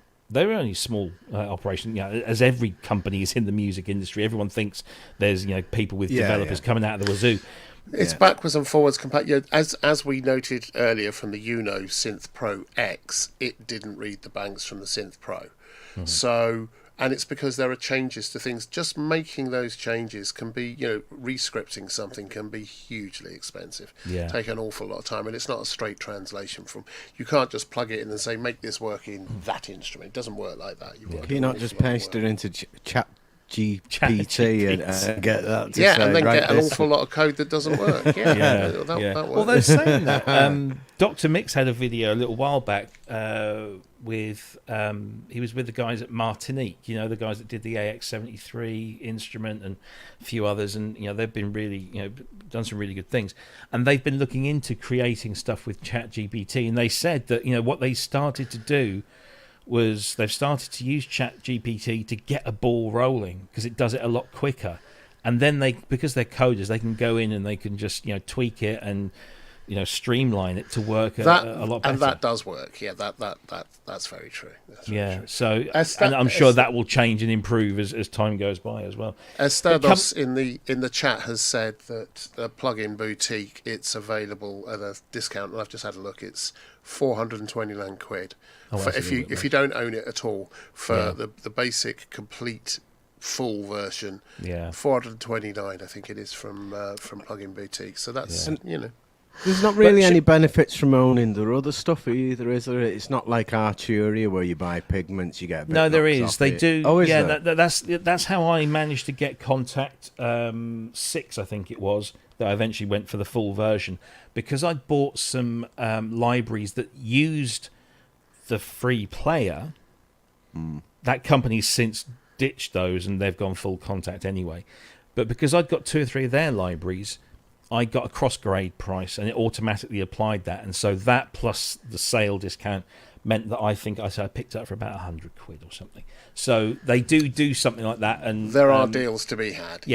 Shop around. But look, let's get back to this thing. Look, this is the interface here with Korn. As you say, my only problem with this is that it's very dark and grey, and I can tell you now the plugin itself is a bit lighter than this, so it's not so difficult to pick out. And one of the things that I didn't like, and I was on Sonic State this week, and Yoad mentioned this, and it's very true, that when you are moving some of the controls and the start and end points, there is a lot of kind of clicking as it doing the processing work, and I get that, and it's fine. But once you're there, it's fine. It's just a bit of spit and polish, but this is free. So you kind of cut them some slack in that regard, but it's just a really very simple way of getting into granular synthesis, and there are numerous ways of doing it. And this is great if you've got Contact. Yeah, it really is. It really is. So go to cinematic-instruments.com. I'm sure the moderators in the chat have already put those in there, and Korn is available along with all of the other things that Cinematic Instruments do, and there are many, lots of different Contact software libraries, and there's a bunch of other free stuff in there as well, so do go and check them out. They make some very, very good stuff. And talking about our moderators, can I just say thank you to Andy Synth Addict, although he's had to dash out, to Andrew Brooks and to Ben from Musines for their moderation in the chat room, and for looking after that area and posting all the links. We love you lots. Thank you very much indeed. Let's see if we've just had any more donations. Yes, we have. Thank you to Kissing the Machine. Mwah. Never seen the whites of Robbie's eyes before. Yes, they're there. £10 for the privilege. Great show as usual. Thank you very much indeed. It's much appreciated. So thank you to everyone that's donated, whether you donate through Super Chat and Super Stickers or through the PayPal link. We had a few of those come in this week, so thank you very much indeed. Right, let's see. Cinematic Instruments, Korn. Let's do this one because Manny's in the chat and I want to catch him while he's there. You might recall some while back I mentioned the FS1R, and specifically a controller, a handmade custom controller for the FS1R by a guy called Robert Skuryank. I think that's how you pronounce it. And Robert, if you're watching, I am sorry if I've mispronounced that. But he did this wonderful, very large controller, which I got to have a play with at Super Booth this year because Yamaha had one on their stand. He's now gone and done another one. And this one is the VL1 Expert Controller. And it's for the Yamaha VL1. And look at this. I mean, how many people do you see with a keyboard VL1 and the VL1M module as well? It's a lovely, lovely thing. So let's just kind of move in on that. So this is a handmade, customized editing controller for the Yamaha VL1. Now, I appreciate that this is going to appeal to a very limited market, but this thing is actually rather nice. What we're seeing here are prototypes, so therefore it is a little bit rough around the edges here and there. However, this is kind of how it's going to be. Each, let's go back up to the top picture here, sorry. Each of those rotary controllers there has its own OLED screen, and there's a larger OLED screen there. And then there's some nice categorized buttons for effects and drivers and so on and so forth. And this is designed to work with Yamaha's VL1 or VL1M physical modeling synthesizers from 1994, if I'm not mistaken. And the reason I was talking about Manny is that Manny is, I think, scheduled to get serial number 001 of the first batch. And unlike Kent's controller, there will apparently only be one 001 and not half a dozen spread around.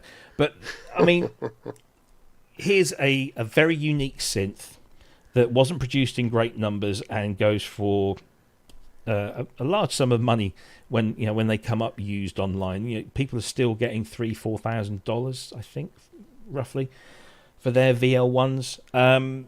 But this, I mean, I'm not familiar with the VL1. I've never used one, unfortunately, so I don't know how difficult or easy it is to program. But I can only imagine that this is going to make things a lot easier. This will make it an awful lot easier. Yeah. I remember playing one years and years ago, and it didn't capture me in the same way as the DXs and various other things did. It just didn't capture me. I thought it sounded very samey, but I have to confess that I didn't give it the attention it deserved, and I've seen what Dr. Manny's done with his, and I kind of I think it's quite a good thing. And with that controller, there's going to be there's going to be both people that own a VL1 are going to love that. I wonder how much the controller will be. That's a very good question. It's $1,300. That's what it is. Which is not awful. No, I mean that's a similar kind of price to the.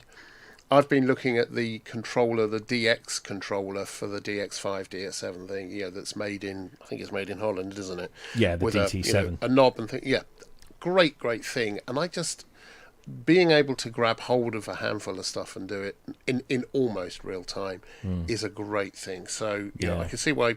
And I don't have a problem. I just need to go and sell some more things, but I don't have a problem spending that kind of money to make my DX better. So I can see exactly why Dr. Manny would go and do this. It's a good thing. Apparently he's hoping for the first one. I did to say he's hoping to get the first one. Synth. Because he has been helping Robert out with some of the SysX, because Manny was involved with these projects in their development stages, particularly from the sound library design.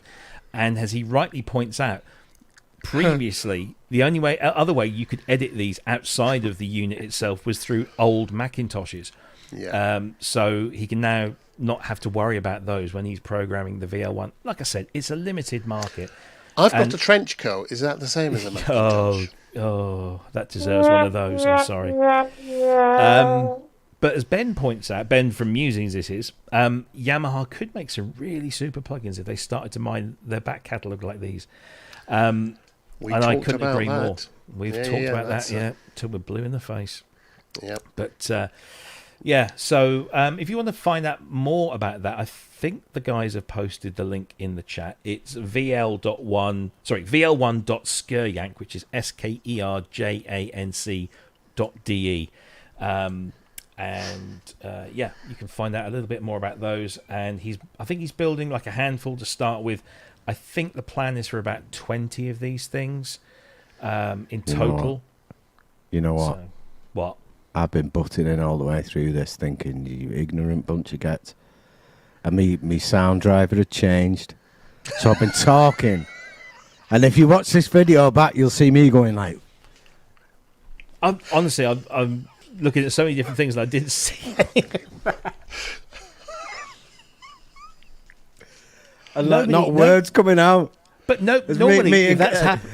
Getting increasingly more frustrated as it went along. I thought, hang on. I'm sorry. I'm so sorry.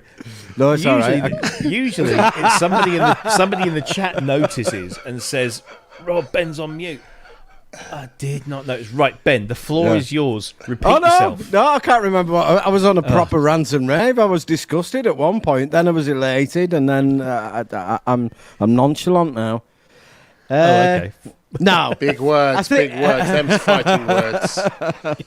I think the guy who's designed this has obviously spent some time with the Hydrosynth, because those rotary encoders with the OLEDs, it's well spotted. Very, very Hydrosynth like that section. Yeah, well spotted.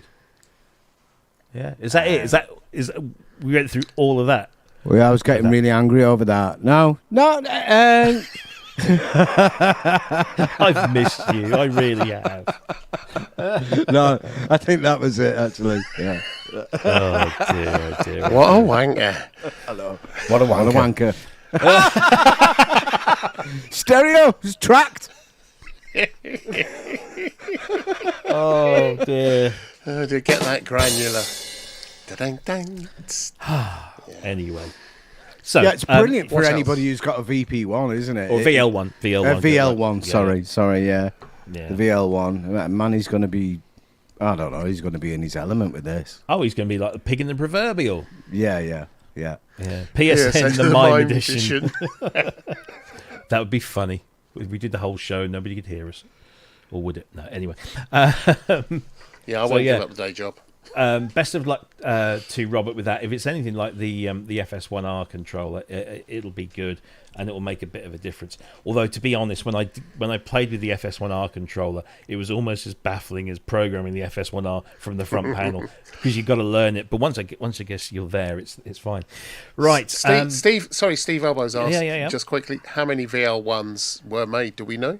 That I don't know. Maybe Manny might have some insight into that, but I would not imagine. Manny. I'm going to ask Must Chat. be no.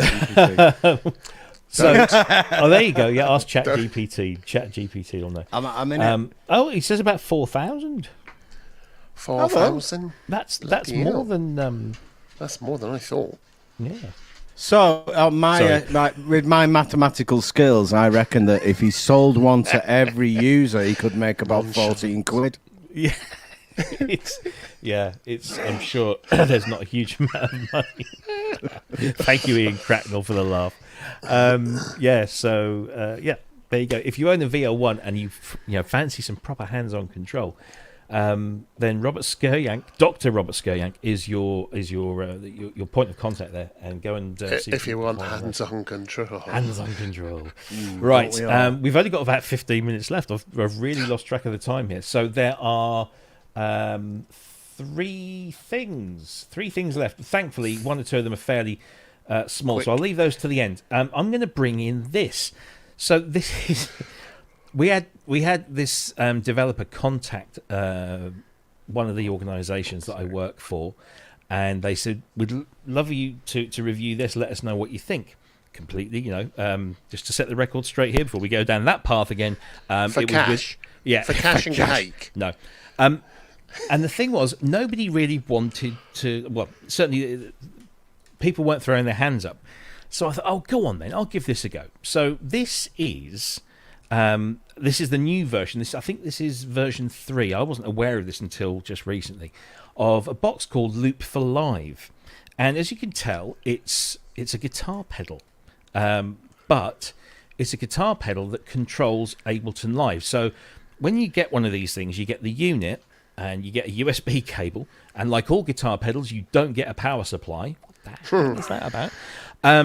But you also get a bunch of scripts that you dump into your Ableton Live folders, and then it sees this thing.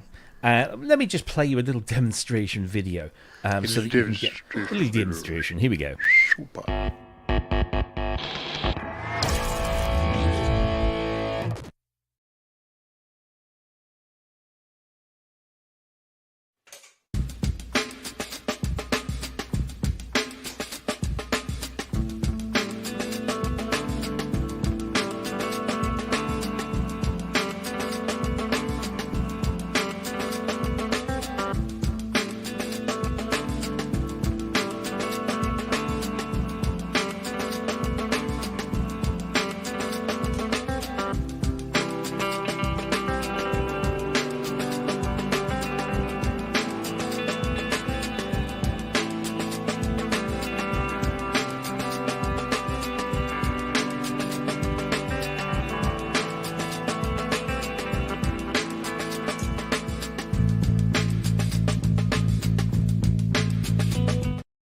You get the idea.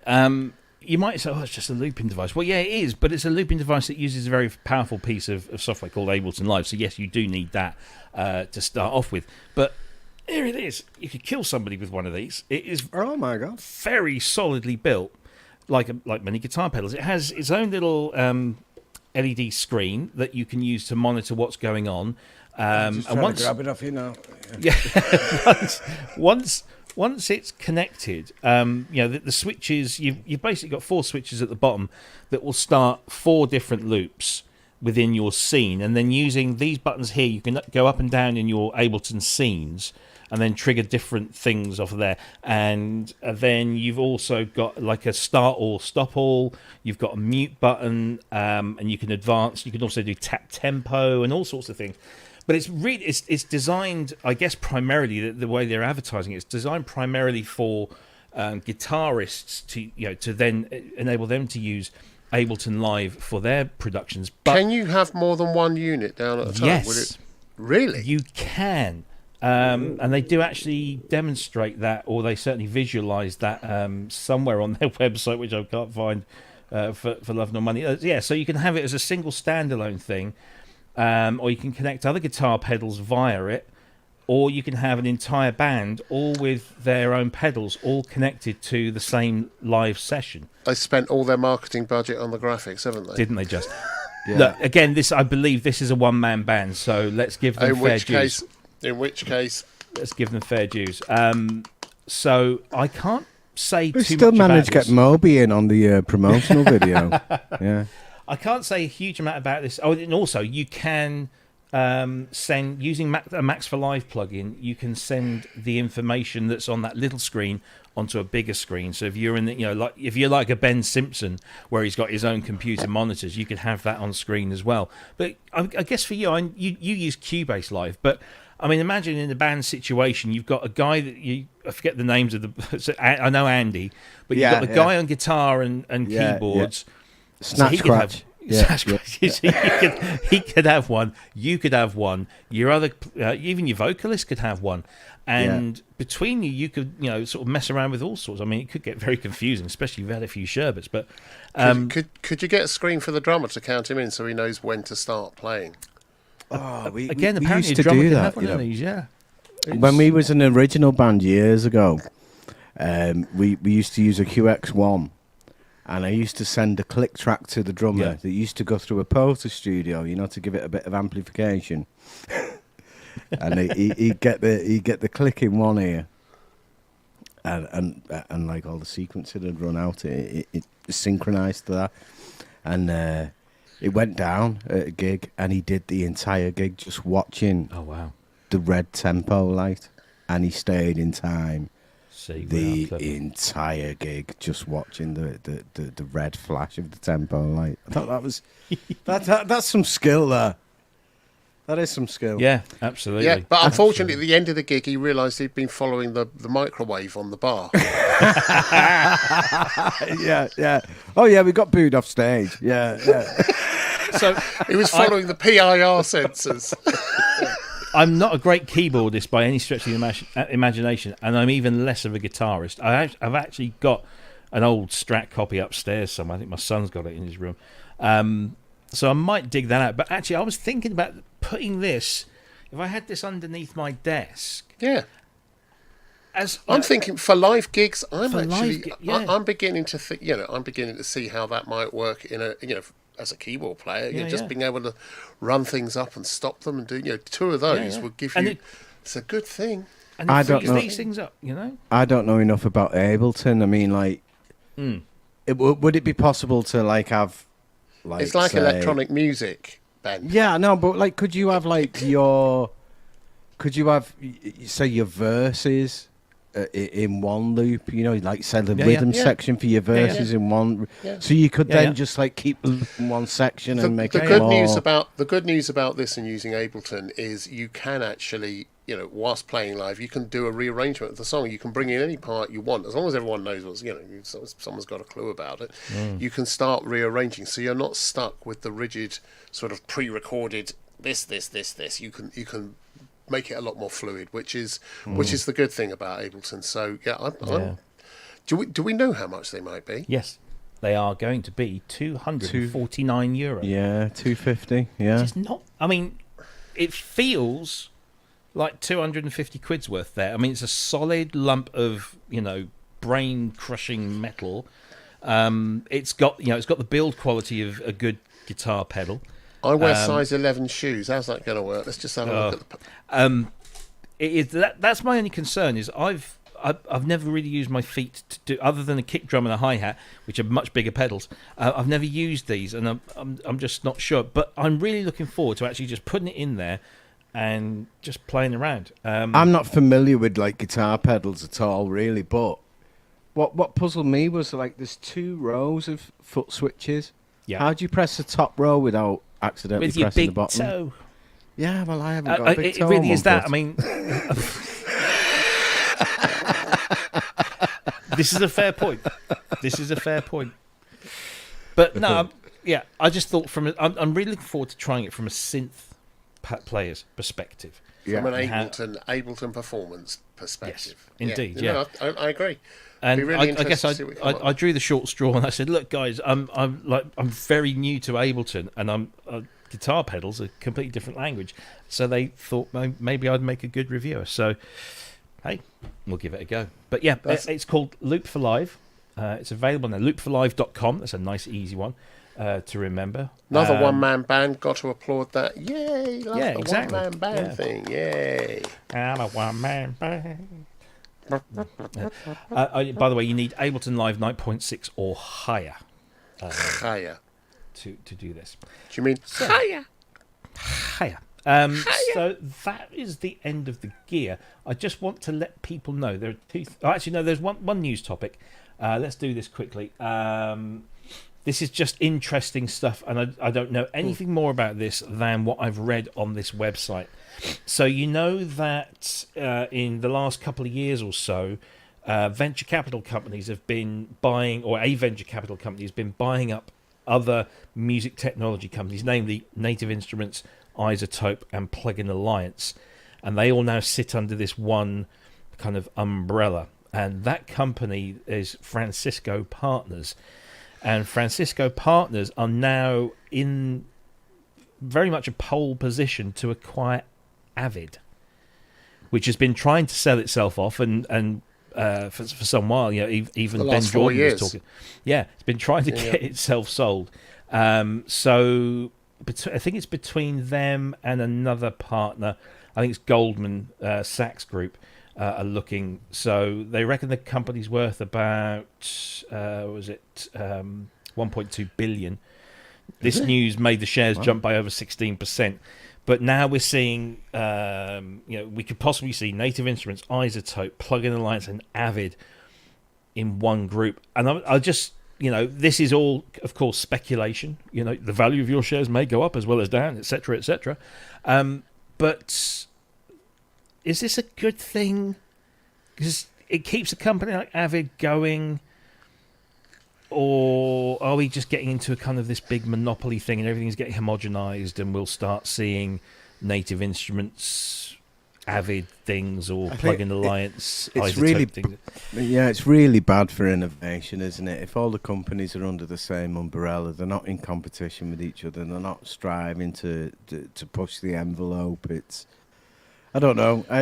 I don't think. I think any area shouldn't be monopolized. I think, and especially something like music technology. I mean, if we were all making violins and harpsichords, then it doesn't really matter. We don't have to push.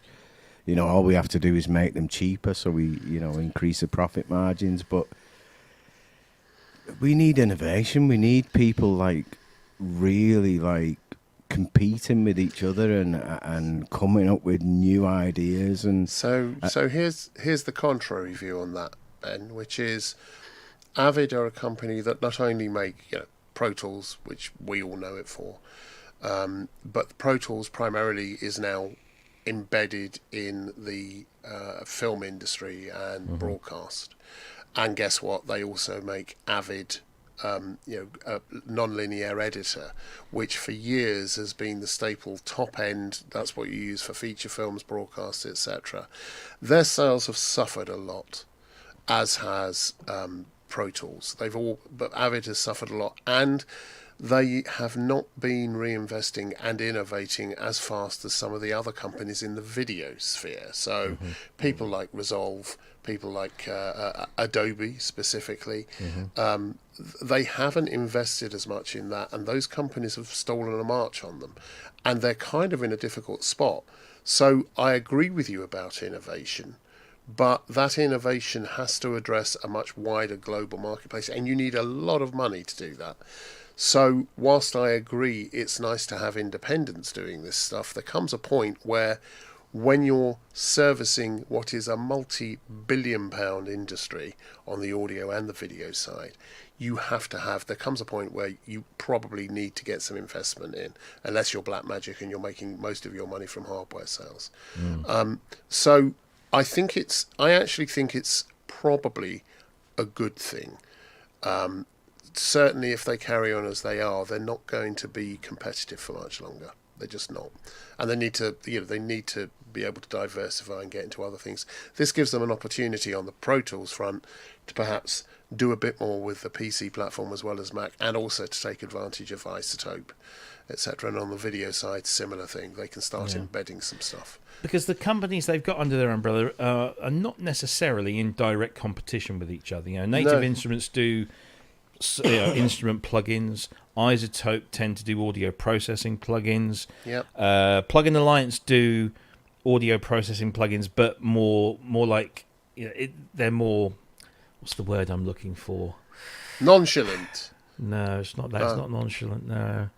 Corrective. Yeah, I mean they're more like proper audio plugins that replicate, channel strips or mastering, sort of mastering, desk emulations, that kind sort of of thing. Yeah, that sort of thing. And so all they're of not that would necessarily sit directly competing, and all of that would sit really well Yeah. with a revamped Pro Tools, and also within the thing is on the video side, Premiere Pro, or rather not Premiere Pro, sorry, Adobe. Because they do audio and video, and they do they do graphics, a whole bunch of stuff. All of that works within the one, essentially within the one package. So they've been able to bring in bits of Audition and other things into Premiere Pro and into After Effects, so you can use those tools collectively. The same thing has happened with Blackmagic. Blackmagic, curiously, Blackmagic software Resolve, it uses Fairlight audio tools. So all of its audio back end is using Fairlight. 12-bit. Yeah. But it is using Fairlight. It's using it's got that thing, and it's embedded within their video software. So Avid, and it was their biggest market. They're struggling with that, and so are Pro Tools. They those two strands, the nonlinear editor and the DAWs, need a refresh, and they need a fair bit of money spending to bring all of that together, because it's a not insignificant task. Putting them in the same basket as Isotope, etc. That really, Native Instruments, that makes perfect sense. If you look at it from that perspective, then it could make a pretty awesome creative suite. Yeah. It could. You don't spend the kind of money, if they're going to do it, without looking to make a buck. They're not going to just do it and then leave them. They're going to want to, venture capitalists don't do this for nothing. They don't do it because they're full of charity and the clue's in the name. Hope. It is. Capitalists. Look, I mean, this may or may not happen. Apparently, Yahoo Finance approached all parties. All but one declined to comment, and another one just didn't bother replying. So who knows? We don't know. I see a bunch of people mentioning Reaper in the chat. Reaper 7 is coming down the pipe pretty soon. I saw just the other day in their forums. So a new version of Reaper would be interesting to see what that brings, but we'll talk about that when it comes. The one last thing I just wanted to mention, and you guys don't know anything about this because it really was very last minute. Our friends at GPU Audio, remember GPU Audio, who developed the techniques and the code to allow the use of GPUs off of graphic cards to process audio tools and plugins. They've got a new contest that is just launched today. Essentially, it's a beat-making contest. And it's basically, you can download a free sample pack to get you off the ground. I don't think you're limited to using that, but over the month of August, they want people to put together beats, whatever they may be. And then they're going to submit them in sort of like head-to-head battles in what they call a Football World Cup format. There's over $2,000 of prizes on offer for the winners, including software from Mantra, Audio Things, Sonable, Bedroom Producer Blog, Music by Lucas, and more. They say channel your inner Timbaland, Jay Dilla, or Dr. Dre. Show off your skills to prove who can make the biggest beats. All genres of music are welcome as long as there is a beat present. And the winners will be voted on by the GPU Audio Discord community, which is kind of where you have to go to sign up for all of this stuff. So but I just went to gpu.audio and into their blog page to get that information with some links if you want to do the same. There you go. So I'm too old for this, Rob. Yeah, me too. When they say, like, sending a beat, I've come across this issue before. Somebody asked me for... knock up some beats, so sent them a load of drum loops. They weren't happy, right? No. I think there's more to it than just drum loops, isn't there? Yes, I think nowadays a beat consists of a drum loop, a bass loop, maybe a little kind of underlying the stems. melody. It's all the stems. Yeah, it's all. Is it? Yeah. Is that a beat? Yes, all It's the something. stems. Imagine it's something. Again, I'm old white man here. The way I interpret a beat is something that a rapper could then rap on top of. Oh, right. So it's okay. It's a little bit of drums and bass and melody and a top line maybe, and then you can But it's rap the on top it's of the it. But that's how I backing would beat to the sort rap. of- Yeah. That's Okay. that's my interpretation. And I'm probably just And it's so you can then remix it by dropping stuff out, putting stuff back in. So you have lots of different stems. That's a bit. That's how beats are used. That's how. But there's a whole bunch of free stuff if you want to. As the Wookiee says, a beat can mean an entire tune with no vox. It's just that it's the bed on which you can. But it's mostly focused on the groove. Yeah, I you're right, guess. Wookie. You don't need a Vox. You could use a Marshall or a Fender. Oh. Any of them. This one's being broken out a lot today. Nice to see our friend Mick McNeil in the chat today. Mick will be coming back on the show. I'm going to put that out there.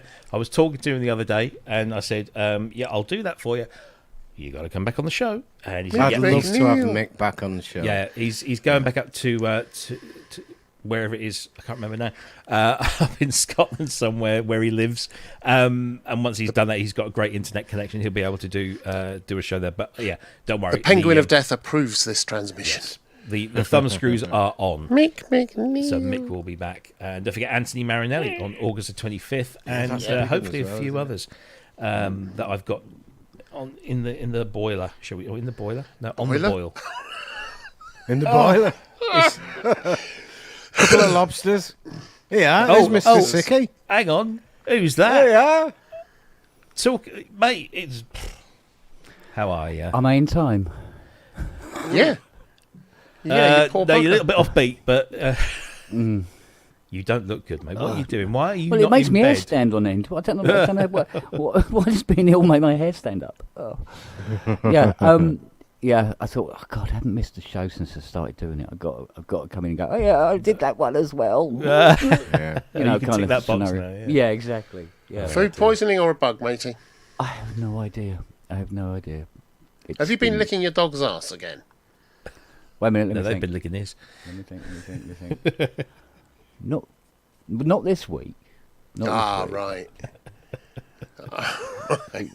Last Thank you, Andrew Brooks. No, it wasn't Andrew. No, it was definitely a dog. I was just thanking him for his donation. Oh, well, yeah, so was I. Somebody noticed last week in the chat that Bagpuss is in the background on the speaker. That is... Yes. Yeah. Bagpuss. Where would you get such an item? I want one. Oh God. He is alive, isn't he? It's not a fake. Well, I don't know. I haven't fed him for a while. Right, okay. Well, he only goes back wakes up years. when Emily sings, doesn't he? Yeah. Well, I mean, So over there's Yogi Bear over there. I'm not asked about him. It's Bagpuss I like. No, he's got an interesting story behind him. Another picnic basket. He was bought on the day I was born. Oh, wow. Oh, really? That's Yeah, how old g- Kent is. That was my first toy. Bagpuss. No. No. Do I look 12? No. Yogi. Oh, right. Oh, don't. Oh, Oh, no, we do not want that live on air. no. Oh, God. dear. Yeah, I cooked a burger. Yeah, funny. Yeah. He ate one of his own. One of my own. Oh, God, mistake. Oh, dear. Well, you've missed some fun. Have I? No. I tell you what, No. you haven't missed anything. Oh, no. 'cause- No. God. I hope you have. No, you haven't. I hope No, you haven't no, missed anything. exactly. Yes, Yeah, AIM has been pretty on point.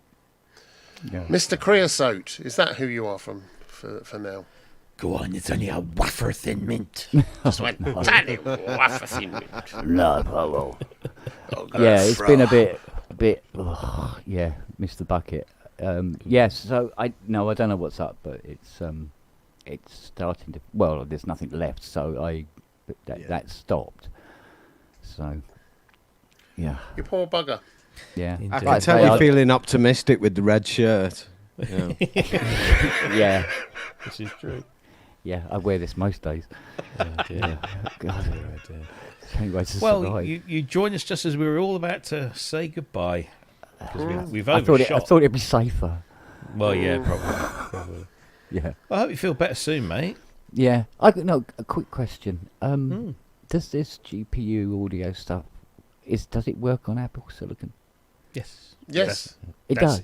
That was his primary. No, sorry, it wasn't his primary. That's what they did when we spoke to them. They were just about to release it, and then they have. So yes, it does. Oh, cool. Because apparently I have a couple of them. Apparently you do. Yeah.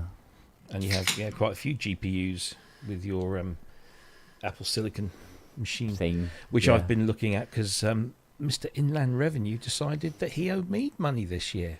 Yeah. That's not going to repeat Did he itself. bang for his me. head or something? I don't know. It was He'll weird. he'll I come back thought and I was ask for it paying a back. bit too Yeah. much, and then when I did my tax return, it was like, we owe you. And, wow. And it was more than just a few a couple of numbers before the decimal point. So, yeah. Cool. Oh, that's So I cool think the new stuff. Apple might be. Although when I told them, I made the mistake of saying to the missus, "Oh, the tax man's giving me some money." She's like, "Oh, right." And then I said, "Yeah, but I'm thinking I might use it to buy a new computer." Oh, what do you want one of them for? I mean, The yeah. old computers from 1985. Try and explain that one. Yeah. Anyway. Right. Well, Oh. I think we better wrap the show up. Before we do that, let's go around the room, shall we? We'll start off with Kent because I'm just wondering. Apart from this bug, have you got anything planned? Anything interesting, or are you just going to put your feet up? Oh, I've got to work tomorrow. I have to work tomorrow. So You have to work. yeah, they may get some extra packaging. I don't know. But yeah, do you know what I mean? You go. I'd give It's that your synth synth a with couple of lumps. minutes, mate, if I was you. Yeah. So no, I have a couple of machines I have to on pain of death get done tomorrow because they're needed for shows. Mm-hmm. And so yeah, I'll be doing a couple of keyboards tomorrow, and there's something weird I've got to do tomorrow afternoon as well, which I won't go into because it's just weird. It's just very weird. Okay. So yeah, it's just no, just no. Yeah, so that's pretty much it. It's just as soon as I can feel better, I'll start Yeah. doing more work. I guess depending on how you feel, you may or may not be doing a pub tomorrow night. I think it's probably at this juncture unlikely that I will be No. pubbing tomorrow. I don't think anybody no. would begrudge you that. I don't think alcohol will work well with this. Lightweight. Dear, Yeah, Lightweight. yeah. I mean, Well, look, mate, it's good to see you. It's good to see you, and I hope you feel better soon. Go and get and some yeah, rest. listen. Yeah. Put your feet up. Have your lovely missus take care of you, which I'm sure she does anyway. I don't think she needs to be. No, told. Guardians of the Galaxy is on. I'm not seeing her Yes. for another 2 hours. I know. I just saw that pop up on me Disney, so I'm Yeah. gonna go and watch that. Yeah, She's doing it in theatrical sound. IMAX Oh, enhanced. she's got. Oh, yeah, she's got it Yeah. turned up because I'm using those big. I have those big bronze Yeah. 6 speakers. Mhm. He decided they are very, very loud, and I think she's pretending that she's deaf tonight. Pardon? Because what? Because it's like really, really loud. So loud it was making me feel even more ill. Weirdly. Oh wow. Yeah, but then again, everything's making me feel ill at the moment. So. Anyway, look after yourself. I will. All right. Do as try you're to, told. Yeah. I'll try and be a good boy. I'll try. And be Yeah, a good stop boy. blowing chunks. Yeah. That's stopped. No, don't worry. That's stopped now. There is no chunks left to blow. As it were. Yeah. I did like your comment. You think you just vomited up a toy soldier you swallowed when you were 5. Yeah, the one with the little handgun. Yeah. The handgun or the rifle? The rifle. No, the rifle. yeah, Mate, yeah, no. yeah. Mind you, better out than in. Well, Yeah. right. Yeah. Right. Good to see you, mate. Thank you ever so much for dropping by and saying hi. Always good to see you. Mr. Longhurst, busy week? Yeah, I've got a busy ahead? weekend as well. We've got a bunch of demos we need to pull together for some things we've got coming up where we're showing off our wares. Lots of 3D stuff and video edits to do, and presentations to pull together. And the only time I've got is this weekend because I'm busy all next week. So that's going to be my weekend, playing with those, and maybe a little bit of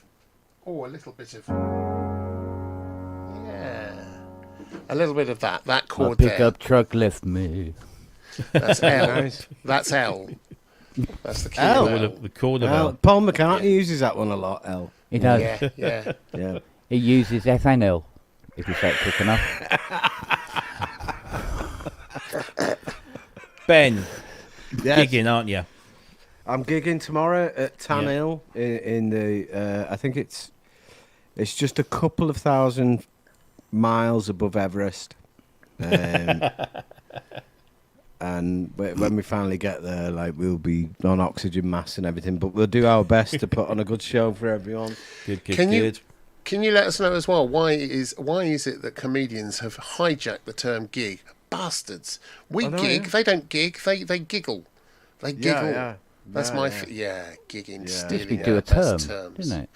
Used to be what? Do a turn. Do a turn, yeah. It'd be a turn. Comic turn. Yeah. I had a turn. Yeah. Yeah, so did I. Oh, and what about you, young Rob? What have you got planned for the weekend? Tomorrow morning, medical at the doctor's. Ooh. So, taking in bottles of samples and all sorts of things, and being told... What format? The Bend your legs. Akai or... on your side. Liquid samples. That's all I can do these days. So yeah, doing that, and then I think I might be on Ranz's show tomorrow. I'm not entirely sure. But there's also kick-off of the footy season, so I'll be listening into that. Musically, I've got podcasts to edit, and I've got best birthday present ever. The black 1010 black box.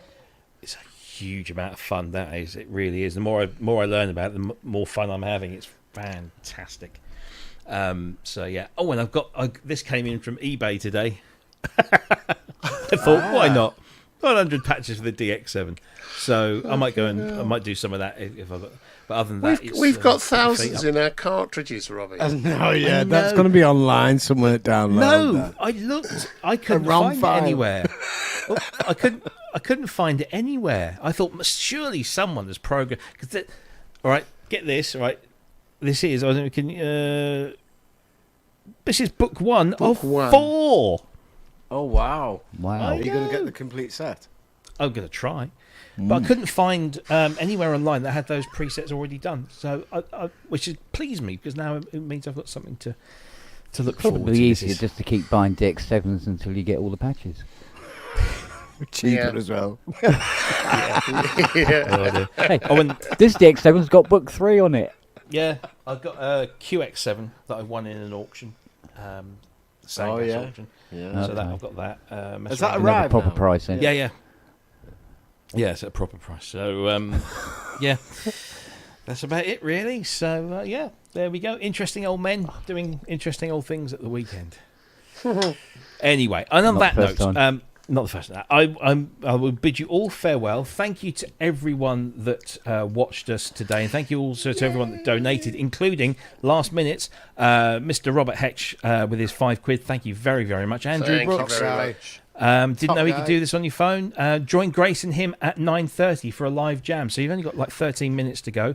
Live jam from Andy and Grace, whose new album is, I'm told, I haven't heard it yet, but I'm told is rather good. Oh, it's excellent. It's available on Bandcamp. And of course, is the link for that jam in the chat? I don't know, but I'm hoping it hope so. would be. If not, just search for Andy and Grace. And Somebody finally, needs to stick it in there. bringing up the rear as he does so well, Dr. Mike Metley with $5. Feel better, Kent. Love you guys. Missed doing the show, hence the bribery. We will get you back on soon. We will get you back on. Thanks. I did notice, because I have so many things going, I did notice a message from you, Mike, offering to come on. So thank you for the offer. Thankfully, everyone showed up in the end. So that was all fine. Also, can I just say thank you to everybody in the chat were asking after me as well. It's much appreciated. Thank you. Oh, you're welcome, mate. You're welcome. Yeah. It didn't stop me from painting the bathroom, but thank you anyway. Yeah. Ew. Yeah. Well. Ew. Well. Oh. Anyway, listen. You take care of yourself. Feel better soon. You keep doing what you're doing. You have a good gig, and we will see everyone else same time, same place next week for more nonchalant rants about various things. That's the word of the evening, isn't it? That's Nonchalant. Nonchalant. I'll culture you. I'll culture you, you bastard. Yeah. Yeah. The only culture I've got is a yogurt pot in the fridge. Have a fantastic weekend. Don't forget, Rands is on tomorrow, I think, from 2 p.m. I might be there, I might not. Because I've been on Sonic State already this week, and then this, and then I don't know if I can do three in a week at my age. So Rands at 2. Jamie should be on, I believe, on Sunday. I'm hoping he's kind of a little bit more sporadic these days, but he's doing what he does. So check him out on Sunday. Of course, Sonic State on the Wednesdays as well. I think that's all that's going on at the moment. Of course, live jams, Andy and Grace, and other things going on around the joint. So do keep in touch with those and share those around. Let us know in the Facebook group if you've got anything going on. We'll gladly put it up there. And until next week, have a fantastic weekend. Take care of yourselves, and we'll see you all soon. Yeah. Bye. Bye. Do it with this hand. Bye.